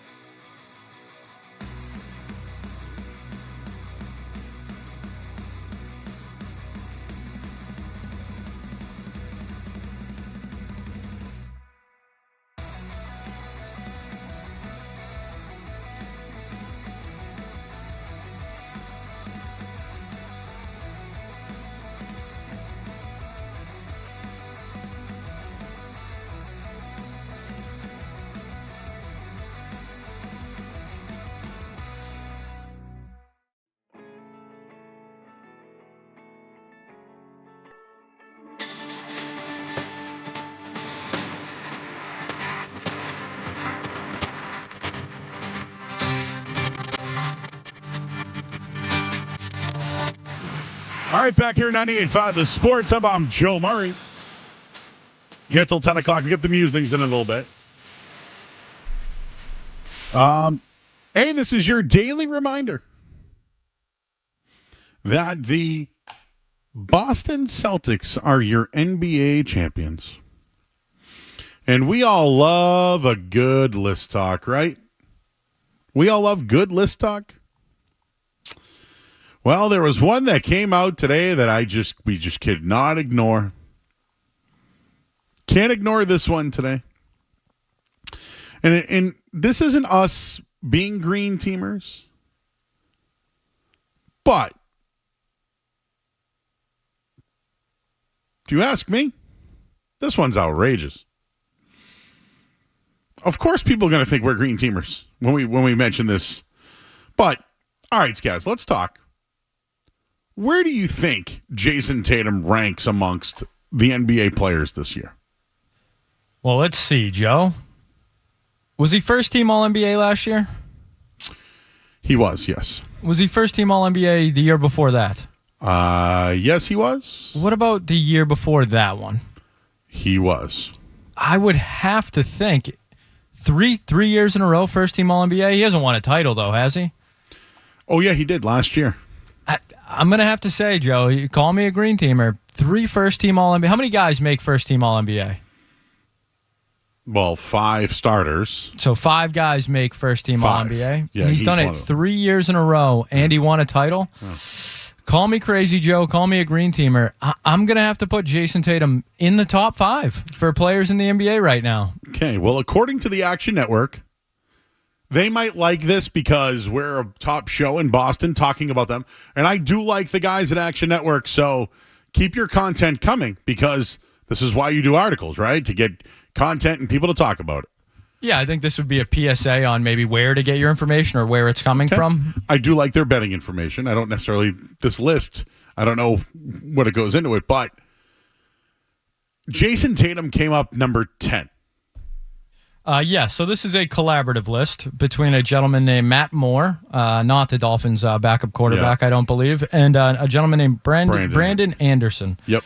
So Matt Moore had Jason Tatum at 7, which I don't have any real issue with. Brandon Anderson had Jason Tatum at number 13. I think that's a little high, but yeah, maybe they're going for clickbait, Joe. Well, the article says everyone agrees Jason Tatum is not a top 5 player in the NBA. Gonna disagree with that right off the bat. I think 3. Did we say 3 first team All-NBAs in a row? Might be top 5. The question is if you have him closer to 5 or closer to 15. And that depends on too much nitpicking. That ignores that he's an absolute elite defender while being a 3-level scorer who has led deep playoff runs every year. Tatum sacrificed last season to help the Celtics win the title and had a down pull-up shooting year. There are better seasons, and the respect he showed already have in his future, whatever that means.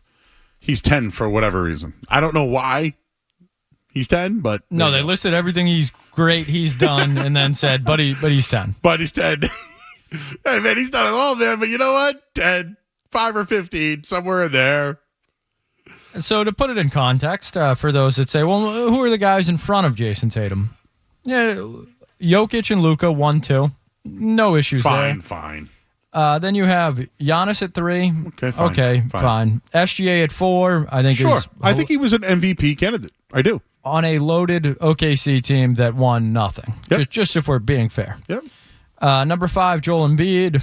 He's not the 5th best player in basketball because he can't stay healthy and can't get out of the first round of the playoffs. Number 6 at this list is where things I think start to go a little awry, Joe, and that would be number 6 on this list is Tyrese Halliburton. Now, I like Tyrese Halliburton. Is that the guy that tapped out against the Celtics because they wore him down and he pulled his hamstring? That would be the very same, Joe. Okay, the just want to very make same. sure. The one that's in WWE now trying to fight Jalen Brunson, having a rivalry with them instead of the Celtics. Okay, got it. Yes. So Tyrese Halliburton, Indiana Pacers star, comes in at number 6. LeBron James at 7, which love LeBron, all-time great. Might be just a smidge high. Wemby at 8, Steph at 9, Jason Tatum at 10. I love Wemby. I think he's going to be a generational player, but he's not top 10 in the league right now. Agree? He's close. He's close. I have less of a problem with where Wemby is on this list than I do with where Tyrese Halliburton is on the list. Okay. After that, from 10, kept scrolling to look for one Jason Tatum on the list. One Jaylen Brown. Oh, sorry, Jaylen Brown. And sorry. this is really where the crux of our disagreement comes. So just so you know, Jalen Brunson, Kevin Durant, Anthony Davis, Anthony Edwards, Donovan Mitchell, Kawhi Leonard, John Morant, Devin Booker, Jimmy Butler, Damian Lillard, Paul George, Trae Young, Lauri Markkanen, Chet Holmgren, James Harden, De'Aaron Fox. I'll stop at Kristaps Porzingis at 28. This list thinks Kristaps Porzingis is a top 30 player and that Jaylen Brown is not. Yes, I have an issue with that, but I also have an issue with Paul George being ahead of Jaylen Brown. Paul George, who can't stay healthy and hasn't done anything.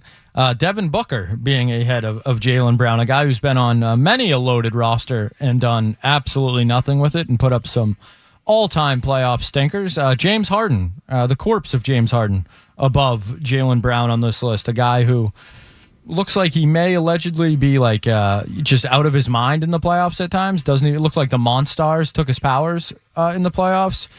So yes, then you get to number 32 on this list. And why is he number 32? Matt Moore has Jaylen Brown ranked at 22.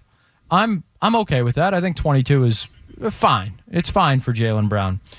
But Brandon Anderson has Jaylen Brown as the 47th best player in basketball. The 47th best player in basketball. The finals MVP. So 47. 47, Joe. For me, that's, I don't know this man. I don't want to call out his work ethic, but I'm not sure he watches the NBA. So I'm on this list now. And I see so you see Jaylen Brown at 4. Okay, yeah. He was overall rated 32. Yes, when they average that, so that's what they're doing in this list. They're averaging these two quote unquote experts. Matt Moore had him at 22. Which fine. Fine. I think Jaylen Brown's a top 20 player in the league. If you want to say 25, fine. Brandon Anderson, 47. Who's the guy that doesn't like Tatum that I always get on? Bontemps? Yes, Tim Bontemps, I believe. He's the only guy who didn't vote for Tatum, right? Not a Tatum guy. This is the write-up. The reigning finals MVP has a whopping 25-point gap in respective rankings for some reason. The reality is that while Tatum is Boston's best player, Brown had the best season of any Celtic in their title run, even before the finals. He made huge strides defensively, where he had been a little bit of a liability 2 seasons ago. He developed incredible chemistry with Kristaps Porzingis last year to help the integration. It took it to teams in the playoffs. Brown could be the guy for a playoff team, but instead chooses to play Robin for the best team in the league. Yet that makes him 47? I don't know if these guys have watched the Celtics play basketball.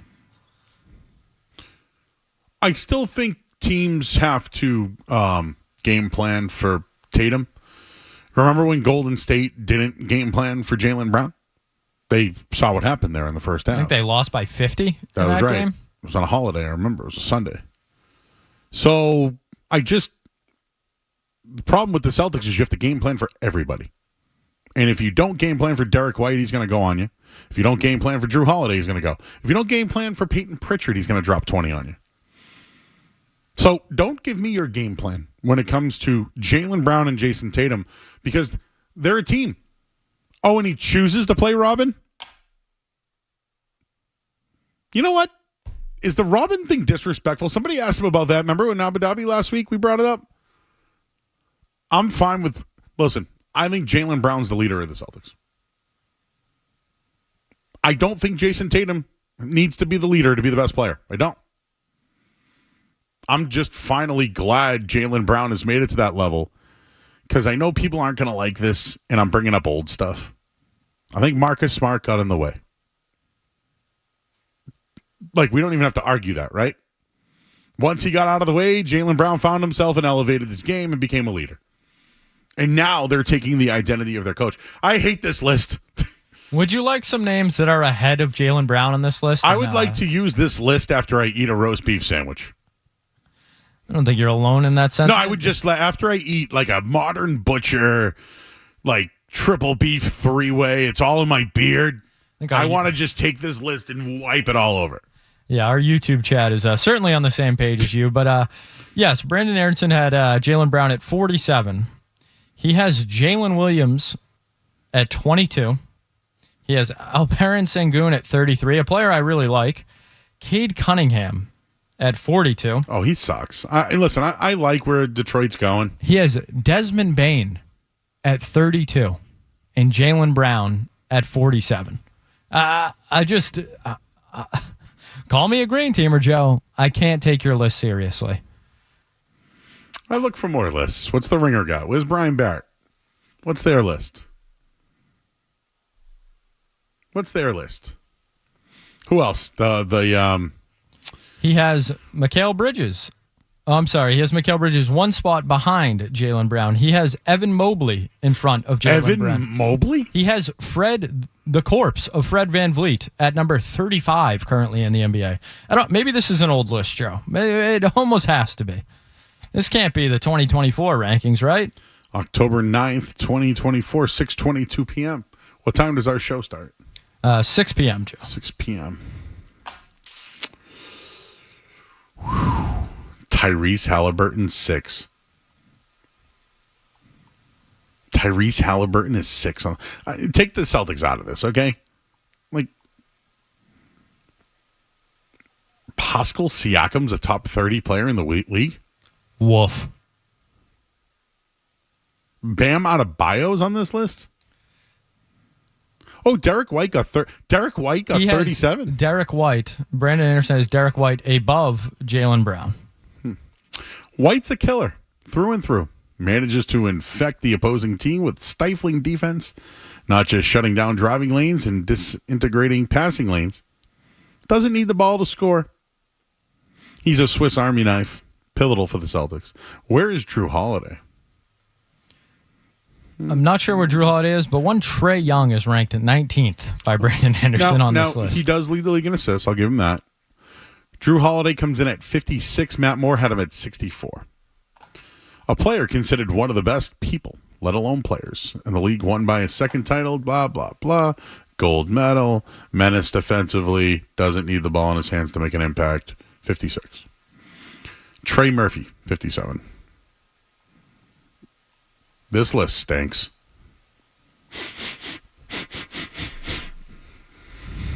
You. It's a bad list. All right, we get the musics. Murray's musics here on 98.5 The Sports up next. Don't go anywhere. There's more Joe.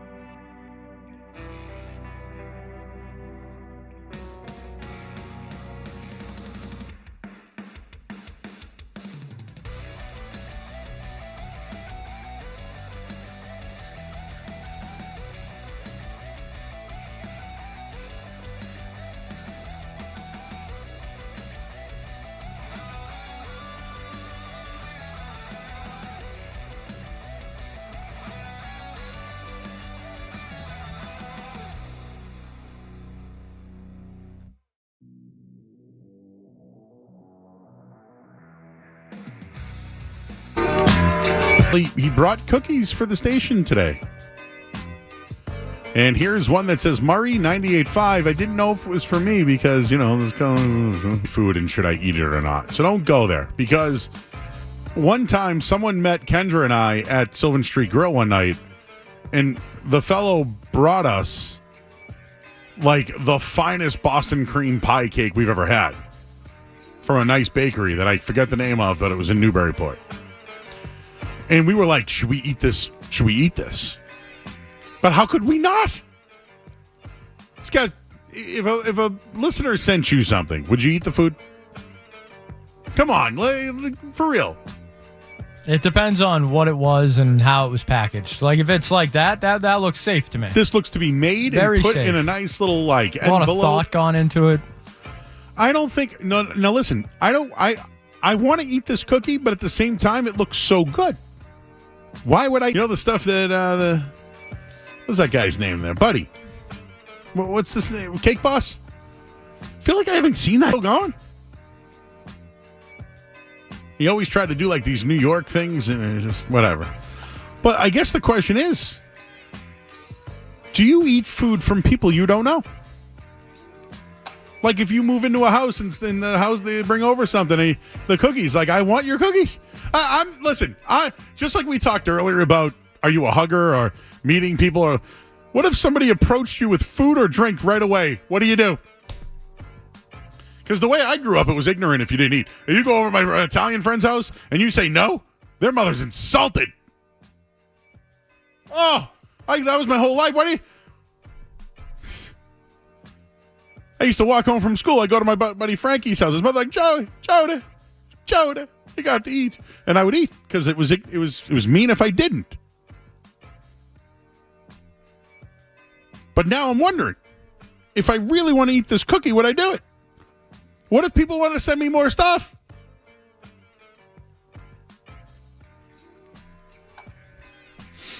This isn't what I was going to muse about, but I'm curious, like, do we need to watch what we're eating these days? And I mean that as, like, Halloween's coming, right, guys? Were there certain houses you didn't go to growing up?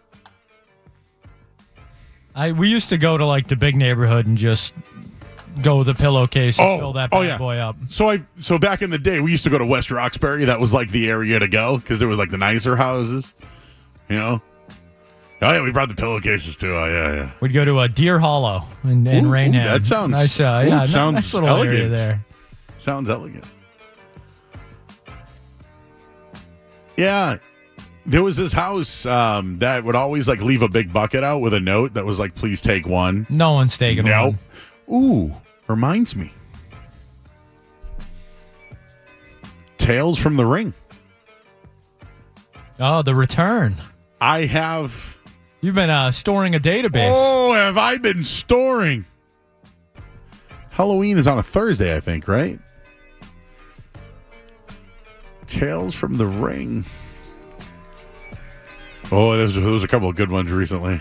Friday, October 25th, we will have a full show. Okay, so that's the last full show that we have before, because games. Let me double check. But 25th on a Friday, yeah, that could work. Because it would be 25. Everyone's going to go to Halloween parties on the 27th, 28th. And then you're back 29, 30. Yeah. Wonder if I'm going to have a costume this year. Yes, the following week we have Bruins, Celtics. Okay, the Bruins play the Hurricanes on Halloween night, the 31st. Okay. So the 25th it is. I sent you a couple of ideas today. Did you like those? Yes, we have a couple things in the works for Halloween week. Some Murray themed Halloween specials, I should say. Left a bucket out one year. Told the kids to take just one. That bucket was gone immediately. I can't try. You know what? I didn't trust myself. Why do I trust the kids? Can't blame the kids. No, that's what I mean. Why do I always taking more than always? Oh, you know what I'm out on? People who give like fruit. Out on you. Out. Who wants fruit? Or like like a protein bar. Out on like homemade. I don't want treats. I don't want your homemade cookie. Like a little bag with.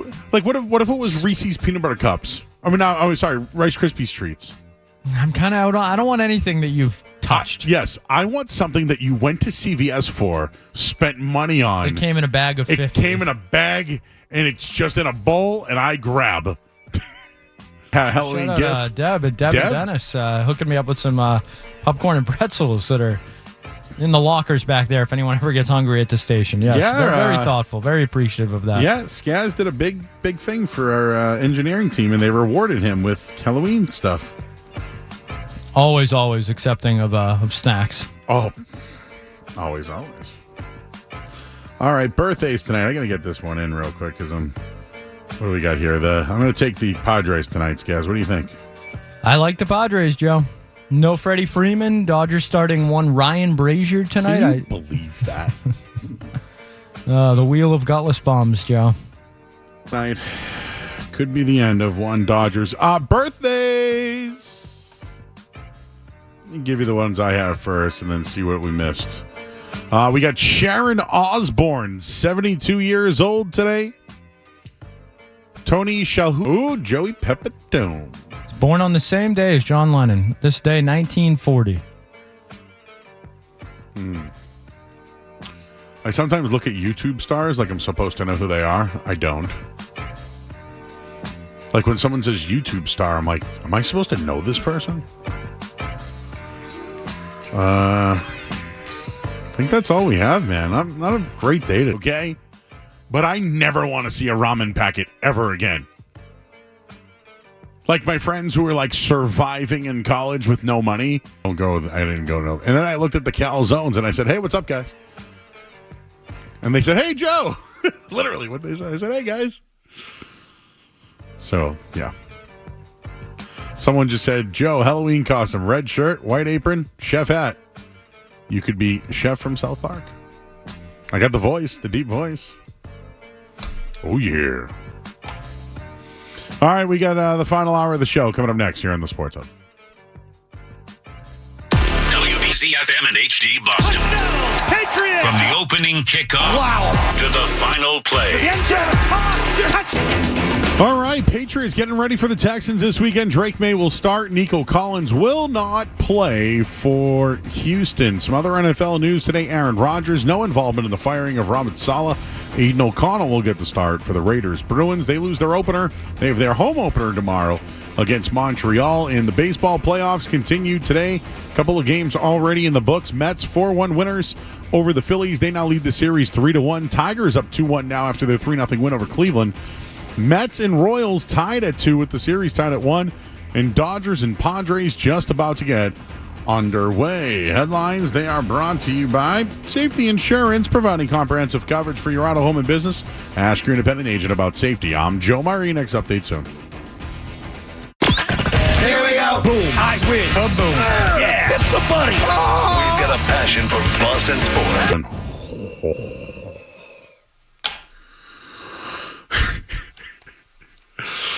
Yes, guys, that one might need the Darth Vader one.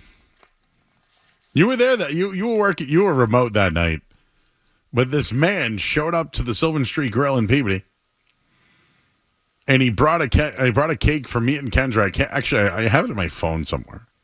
I forget what it said.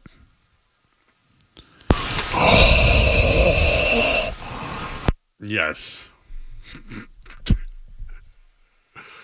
I need the whole Darth Vader, though. I need that one.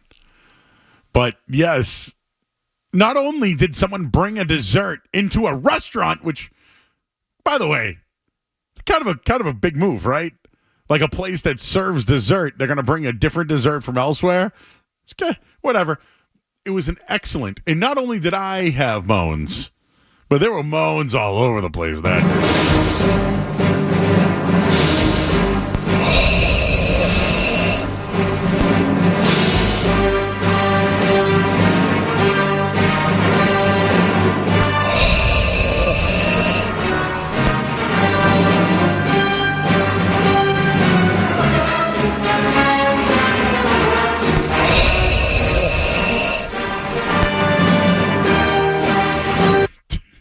Just literally what happened. We had a guy earlier today who says, "Oh, you want some boom boom sauce? I got some for you." Said anytime, bro. So here I am. But again, I know these people. Anything else? Just carrying on. That is just unedited Joe Murray right there. Doom, doom, doom, doom, doom. We're going to get like a whole video of it happening, though. Like, somebody just brings in the food. Oh.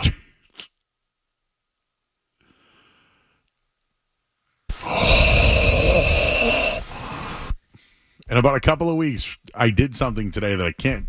It's a surprise, so I can't wait to talk about it when it happens. So let's bookmark that one. Okay? Because I saw the Schmenzer, the lighthouse. I saw it today. Al, he's in Quincy. Hello, Al. How are you, sir? Fantastic, sir. Hope you're having a good night yourself. Had 2 quick points. Actually, 3, because I love your bets, by the way. I always follow your bets, and I win a decent amount of money, so I appreciate you doing that, and I'm going to continue to follow you. Thank you. But two points that are completely separate. I want to have a quick point on Maye, which I think you'll agree with, but I'm curious to hear your opinion on it. The first thing is with Maye is I'm not a huge fan of him as the head coach, but at the same time, I don't think it's his fault. Like, I don't think he was the guy who said, hey, we're going to hire AVP as the offensive coordinator. Like, I think he was probably shaking his head about it. Like, AVP has done nothing worth noting. Like, I think he's actually held the team back. I think if Maye had his way, he would have picked somebody else. But the problem was he didn't go anywhere, right? Like, if Kraft is right when he said 5 or 6 years ago, whenever that trip to Israel was, that's when he knew that Maye was going to be the coach. Kraft should have told him at that point, go somewhere else, make some connections, and then come back and we will hire you when Belichick leaves. But they didn't do that. So Mayo knows nobody. Like, Mayo is the one coach, the head coach in the league, who has no connections to anybody. So, like, how the hell was this offense supposed to be a well-functioning offense when the head coach can't get behind the guy? So, like, I want to hear your opinion on that, because I feel like me and you are aligned in that and in that opinion. And then my second point, which has nothing to do with this, but I feel like for a defending NBA champion, the Celtics have all of the momentum and all of the motivation in the world. Nobody believes that the Celtics are going to go back-to-back. And you could argue that this team coming in is better than the team last year. Like, I know Porzingis is injured. He probably won't be back until the new year. But that also might be a good thing. Less miles on his legs and all this stuff. Like, I don't know. If I'm a Celtics fan, which I'm, they're my number one team, I think they're going to be fantastic again. Tatum has a chip on their shoulder. Brown has a chip on their shoulder. Like, it's almost shaping up perfectly for the Celtics just to go out and just smash everybody again. So, Joe, I love you, dude. Like, screw Felger and Maz. They always give you a hard time, but you know what you're talking about. And I'm just really curious to hear your thoughts on these two things. They give me a hard time? Well, they always say that you go on a rotary, and I don't feel like you go on a rotary. I feel like you give an answer, and Felger is like, The fat cat in Quincy now is gone. Jesus Christ, man. I'm so happy you brought that up, because I literally just parked my car in my condo coming from there. And wait, it's open? I said, no. Sorry, I literally just came from, like, Quincy Center. And I was just like, with Fat Cat closed, my only options are the Fours, which is fantastic. Great. Or it's like, how I have to do that for the Fours every single time. And the Fours is my favorite spot. Mm-hmm. They all know me by name. They all love really? Al. Al from but Quincy. I can't. Can I drop your name? If you drop my name, they'll probably comp you a beer, man. If I walked into the Force, I could say, hey, I know Al from Quincy. Yes, absolutely. Huh. Because they know I call into the show all the time. Oh, they listen to the show? Oh, they listen to all of you guys. We talk about 9-to-5 the Sports Hub all the time when I'm in there. Really? It's awesome. Oh yeah. I grew up in Hyde Park. Yeah. I grew up in Hyde Park, so I used to go through East Milton Square a lot, and Wait, Joe, do you play golf at all? I grew up across from the George Wright, yes. Oh, my God. My man. Presidents a couple of times. We're going to get a foursome together. Oh, Skaz is the golfer. I'm the driver. Oh, hey, that's fine. We need a driver if we're all drinking, so that's great. Okay. All right, man. Well, where we're going? Presidents? Granite? Oh, you're going Granite, right? Well, if we all have the money to throw down on Granite, we all know how expensive I thought Granite is. you were inviting us. Oh, I'll cover it. Hey, I'll cover it. If you guys get the beers, I'll get the round. Nico Collins being on the IR, I feel like an injury like Nico Collins on the border is a much bigger injury than it would be like if the Patriots were playing the Dolphins when they had Tua, right? And if Jalen Waddle was injured, Nico Collins is a legit stud. And the fact that now they only have one guy on the border, that's a huge advantage for us, right? You got it. Al, call every night, man. We're here. Thank you. I usually don't let guys go 6 minutes, but he seemed to really be in line with my thoughts. And then I asked him about a restaurant that's no longer in Quincy, and did you hear his... You stunned him. You had to dump him. You shocked him to his core. You had to dump him? Just a precautionary. He was pissed. Stunned. And then he asked out of nowhere, am I a golfer? See, guys, if we're going as a pair, I'm driving the cart. I'm going to bust everyone's balls. Some cigars. Maybe I'll make... Exactly. No, I know I'm going long here. You guys love golf, right? Like my whole life, all I did was play sports or work out. And then when all that ended, I never want to see it ever again. So I don't want to go to the golf course anymore. I don't want to see a weight room. Hell no. We have a gym downstairs. I look at it all the time. I'm like, damn, that place looks good. Doesn't that gym look really good downstairs? It's great down there. It's phenomenal. Do you see me in there? I have not seen you in there. Because I stare at it and I go, that's a really nice gym. I know Tim McCone and Ty Anderson frequent the gym downstairs. Yeah. But me, I look at it. It's a damn nice gym. Just don't go in there. These days are over. I don't want to lift a weight ever again. I told you, I used to go to Chi-Chi Rodriguez camp every year, Franklin Park. And Chi-Chi gave me the hoop, and I'd learn how to swing, but I was a lefty, but I swang righty. And the bag that I have has lefty and righty clubs, and I putt right-handed or left-handed. I don't remember anymore. I have like a Rodney Dangerfield bag. Maybe I should get one, like a real nice one with a radio on it and like USB plugins. That'd be cool. Maybe like a mixer, like a shake, like a drink mixer for like a drink, you know? What do you drink on the golf course, guys? Pretty boring, mostly water, but yeah, you mix it whatever you want. Transfusions are very popular. That's a big golf course drink. But yeah, beer. Everything's available at the turn. I was in Wisconsin. Instead of a hot dog at the turn, they're giving you brats. So that was nice.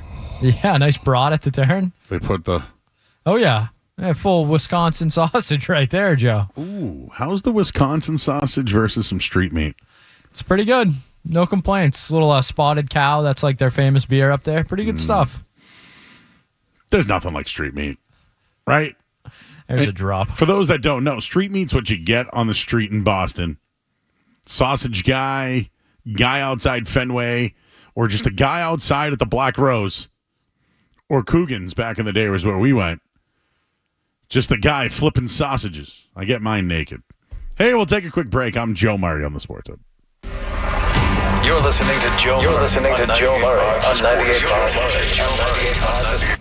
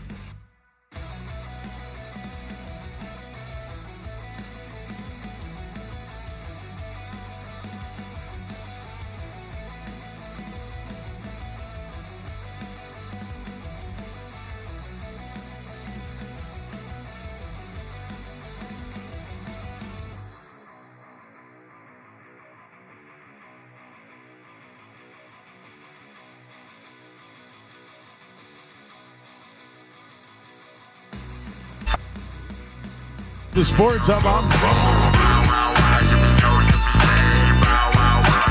Shout out to the YouTube fam. Mookie Betts went deep. How does that make everybody feel? In a lose or go home game, Mookie Betts leads things off with a home run. Brought this up earlier, but it's tough watching Mookie Betts and Xander Bogaerts. I don't like it. Doesn't matter, though. Doesn't matter. Let's see what else we have in the rundown tonight, Skaz, that we haven't gone through yet. Let's see. We already did Drake Maye. Oh! Tell me what you think about this one. When I say we all don't like it because it's reactionary for Drake Maye playing. All on the record for saying that. Let me just give you a flip side look of it. You know, because Joe likes to look at the positive and everything, Skaz, you know? Other than this week against Houston, right? Is this a perfect time to start Drake Maye? Jaguars in London. The Jets, who he's already seen. The Titans. Rookie versus rookie Bears. The Rams are down. The Dolphins again. What Colts team are you going to see? Anthony Richardson or Joe Flacco? And then the Cardinals, who granted just beat the 49ers. But I ask you, is that the best road? If you're going to look at a positive, is that the best road for Drake Maye? Disregarding the Texans, I think yes. That's why I think a lot of people were in the camp, start him against the Jaguars, maybe that Jets game, or at the latest, I think the Titans game was where a lot of people had him penciled in. They thought Drake Maye against a down Titans team would be the place to start him. I think the upcoming schedule is a soft air spot for Maye, which is why this week just seems so reactionary to me. Yep. But as far as the road, you think it's a soft landing spot. Okay. Just wanted to bring that up for the people that are so pro Drake Maye. Just all the pro people out there. What else did we do? Will this backfire? Done that. We didn't really talk about the Bruins loss last night. You know what? It never happened. I didn't work it.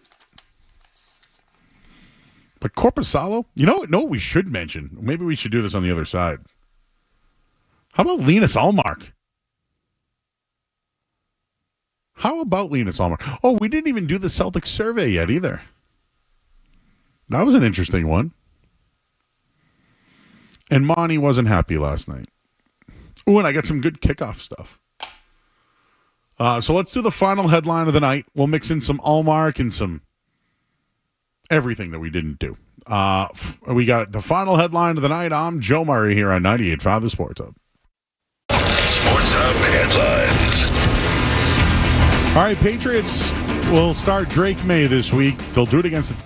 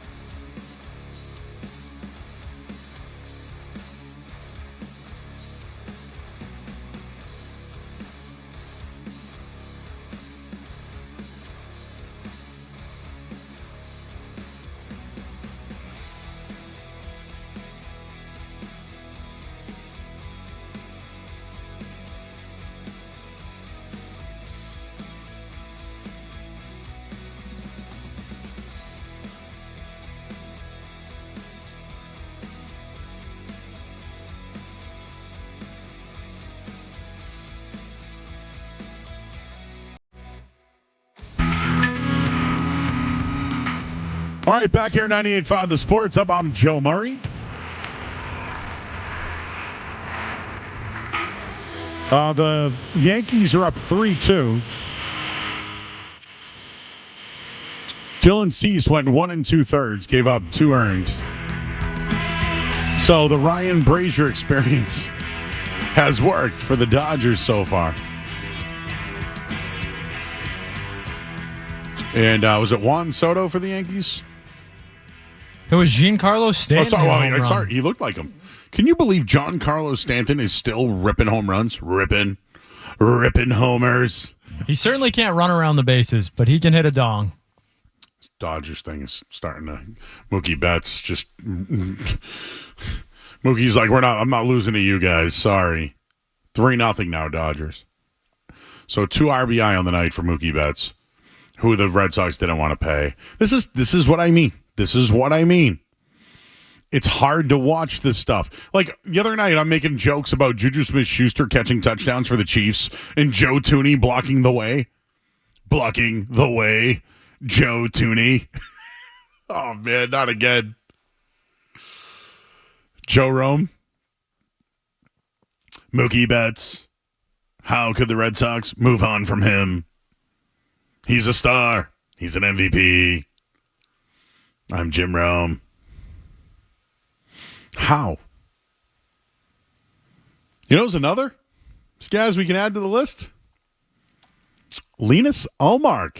Oh, I thought you were going to say J.D. Martinez. Oh, him. Oh, a guy who's had a couple big hits. Him, Teoscar Hernandez, who was a part of the free agency that the Red Sox didn't want. How about Linus Allmark? Maybe we'll add him to the list now. Getting paid. Well, the Ottawa Senators acquired Linus Allmark from the Bruins. He had just 1 year left on his contract. And there were some concerns if the Senators would re-sign Allmark. And they did. He has signed a 4-year extension worth $8.25 million. He talked to the press today, said he'd like to thank the Ottawa team. And, well, it looks like the goalie market was set, would you say? With the $8.25 million. Were these two in it together? Like, did Allmark, I wonder who Allmark's agent is. We should probably look into that. But if Swayman and Allmark got the same contract, don't you feel like the Bruins got the right guy? And it looks like a better deal now for the Bruins instead of for Swayman? Like, Swayman's getting paid handsomely, no doubt. Wasn't Allmark making way more money than Swayman anyways? And now Allmark's getting a bump after being a backup? I feel like it's a good deal for Swayman and an expensive deal for Ottawa. The only thing I'll say about Ottawa is they identified who they want to be their goaltender. They made the trade. They gave up the draft pick. They took on the salary. And now they're adding him to an extension. I don't think I like Allmark long-term at 8.25. But if we're looking at the two deals, yeah, it's longer for Swayman, no doubt about it. But the Bruins are at least going to pay for years with Swayman where he's worth the money. Some of those Allmark years, will he be an $8 million goaltender in Ottawa where Korpisalo just failed? I don't think last night helped Korpisalo's case at all, by the way. I will say this, too. Although I think the Bruins have upgraded with Lindholm and Zadorov and then some of these other big fourth-liners, I think they're going to be a worse team without Allmark. Like, is it that much of a dramatic drop-off? Allmark to Bussy? Or Korpisalo? We'll have to keep our eyes on that one, but are the Bruins better this year than they were last year's, guys? I think so. I mean, you'd have to think so because of the additions, but their defense did not look good last night. I think Brandon Carlo and Mason Lohrei both looked awful at points last night. They look slow. They look slow and they look lost. That's my concern with the team. I've said it all along. I think they're slow. People can say whatever they want about DeBrus. That dude could fly. But Allmark gets $8.25 million. Wow. Just somewhat shocking to me. Two other things I wanted to bring up real quick because they're showing on my timeline right now. I haven't seen either, so I threw him in Slack tonight. But number one, Danny Amendola is on Dancing with the Stars tonight. Do you know what he's dancing to? Did you already see it? I have not seen this. What singer do you think Danny Amendola would dance to? Could this be like a newer song? Maybe Sabrina Carpenter? I haven't heard the song. I just know the name of the singer. Chapel Roan? Think Patriots. Is this Bon Jovi? Oh, come on. Boo. Of course Danny Amendola would dance to Bon Jovi. I don't know the song. I thought he hated Belichick and the Patriots, though. I mean, if I had to dance to a Bon Jovi song, it might be Bed of Roses. Because I want to lay you down in a bed of roses. Tell me if you can hear that song in Q. Don't tell me it's like, it's my life or something like that. It can't be like new Bon Jovi either, right? I mean, I don't know any of that stuff. My buddy Greg did photos for Bon Jovi, like, in like the Harwich Club or somewhere. He was just out on the Cape this summer with a guitar. Joe, would you like to know what Danny Amendola is dancing to? Yes. And Danny Amendola, I mean, you're kind of burying the lead here. He's sporting a wild mohawk in this clip, like a red and black mohawk. Whoa. Yep, living on a prayer, Joe. Danny Amendola is on Dancing with the Stars. Danny used to work on the docks. You nailed it. The other thing that's popping up on my timeline tonight, we haven't talked about it much because I don't think we really want to. This Aaron Hernandez special thing. You want to talk about great content? Yeah. Some of the talk about Bon Jovi. Did you see the Belichick Bon Jovi scene where he's like singing and dancing to Bon Jovi? No, I haven't. Joe, you got to see this one. Okay, I haven't seen the show, but Big Jim Murray just tweeted out, "This is the greatest thing on television." So it has to be real dumpster fire. But the one that I saw tonight was the first time Aaron Hernandez met Rob Gronkowski, and I just dispute that because they were at the draft combine together. Like, that's not the first time they ever met. That just can't happen. But it's essentially them two in the locker room. And it's like this guy that looks like Gronk, who's like, you know, whoa, man, whoa, and bro, and, you know. And then, like, Tom Brady walks by, and they're like, dude, that's Tom Brady, bro. This looks horrific. This looks so bad. Bill Belichick and Bon Jovi, the show deserves an Emmy and an Oscar. Joe, I would avert your attention to our Slack channel for tonight, and I would like to get your live reaction to a Bill Belichick clip from one said TV show. Okay, I'm watching it now. Bill is at his desk.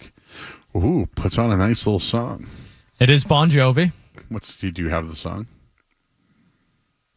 Lip syncing the entire time. Who is this guy he's got the pencil in his hair like Bill Belichick? Oh, it's tremendous. Oh, Bill's shaking his shoulders.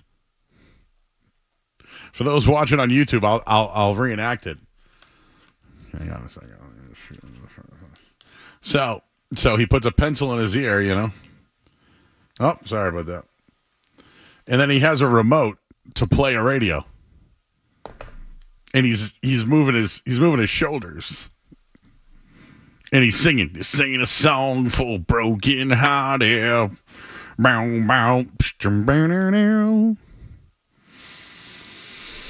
Ooh, what's more cringe, that or the Gronk, though? That is cringe. Whoever did the Bill Belichick, no, this is bad. I got to watch the show now. It's so bad, it's good. No, that's what we need. Yes, absolutely. See, listen, let me give you some advice out there to any producer out there. Because this is what we do in radio. Sometimes what we do is so bad, it's good. Sometimes it's so bad and cringy, It works. I'm remembering a boo poo segment from not too long ago. Poo. But this is horrific. It's so bad you got to see it. I'm going to retweet this. Oh, this is. Oh. I'm just going to write in or out. I'm just going to post at Joey Murr on Twitter.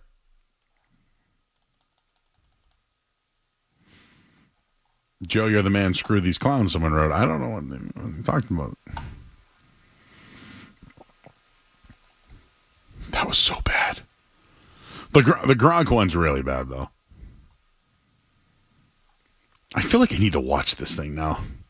You got to watch it. At least the Patriots episodes. The Urban Meyer character and the Tim Tebow character, both not great, but the Patriots content has been tremendous so far. Let's take this call, guys, because I'm kind of interested. Should we go to break? We'll break. We'll see if we can get this thing in at the end. I'm Joe Murray here on the Sports. Don't go anywhere. There's more Joe.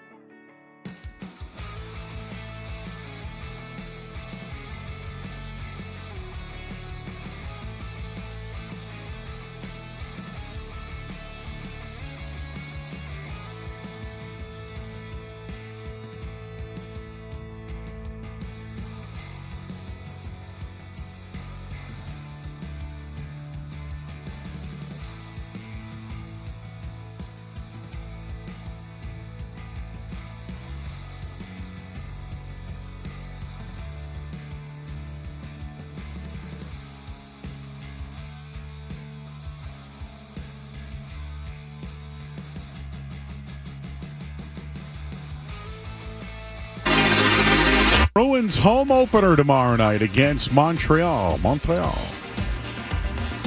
So we'll have a short show, 6 to 6:30, Skaz.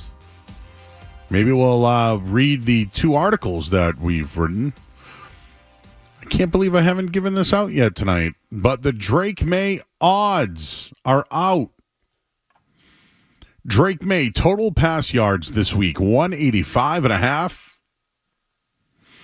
Drake Maye total interceptions come in at 1 instead of 0.5. So they think there's going to be at least 1. Drake Maye touchdowns, 1. Will Drake Maye have more touchdown passes this year or interceptions? More touchdowns, minus 180. Interceptions, plus 140.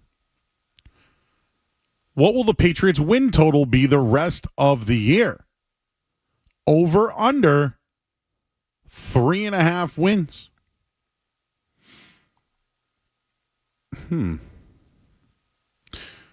I think he'll have more interceptions than passes. That's plus 140. It's only because the team stinks. As far as over under 3.5, well, I have under 5.5 for the year, and I have lowest amount of wins at plus 345. So I won't bet this one, but I would say under 3.5. And then finally, there are Rookie of the Year odds. Right now, Jaden Daniels is the big favorite, followed by Caleb Williams. Malik Neighbors still on this list. Marvin Harrison also on the list. Bo Nix comes in 25-1. Brian Thomas and Xavier Worthy. And then Brock Bowers, followed by Drake Maye. So $100 gets you $750 on Drake Maye being Rookie of the Year. You know who else is on this list? My buddy Bucky up in Tampa Bay. Roma Dunze 200-1. Blake Corum 300-1. So I'd still go Jaden Daniels Rookie of the Year. Unless something happened with Malik Neighbors comes back and the Giants. I don't know what happens in that division there. But those are your betting odds for Drake Maye. We're going to post them to 985thesportshub.com, or they already are, right? They're already up there? All right. I know, Skaz, you had one on the rookies in the league this year. Yeah, I did a little rookie watch around the NFL now that we got the news Drake Maye is starting. Just kind of a recap of the first 5 weeks for Bo Nix, Caleb Williams, and obviously Jaden Daniels, who's been lighting it up. And then we did our weekly Week 6 best matchups. So starts with a good one on Thursday night, and we got a good one on Monday night as well. So a pretty good weekend, pretty good NFL slate this weekend. So tomorrow night, we got the Bruins game. We got Thursday night football, 49ers, Seahawks, both off a loss. I think the Seahawks are playing better. Seahawks are a home dog. And I believe the 49ers have not won on the road yet this year. Both teams on a short week. Seahawks at least lost on the last throw of the game. 49ers kind of blew it. All right, well, we'll be back tomorrow night at 6 o'clock for a short show of the Bruins, and then we're on until postgame, till 11. For Joe Medeiros, our intern, James Scaramazino, Skaz, I'm Joe Murray. Talk to you guys tomorrow at 6.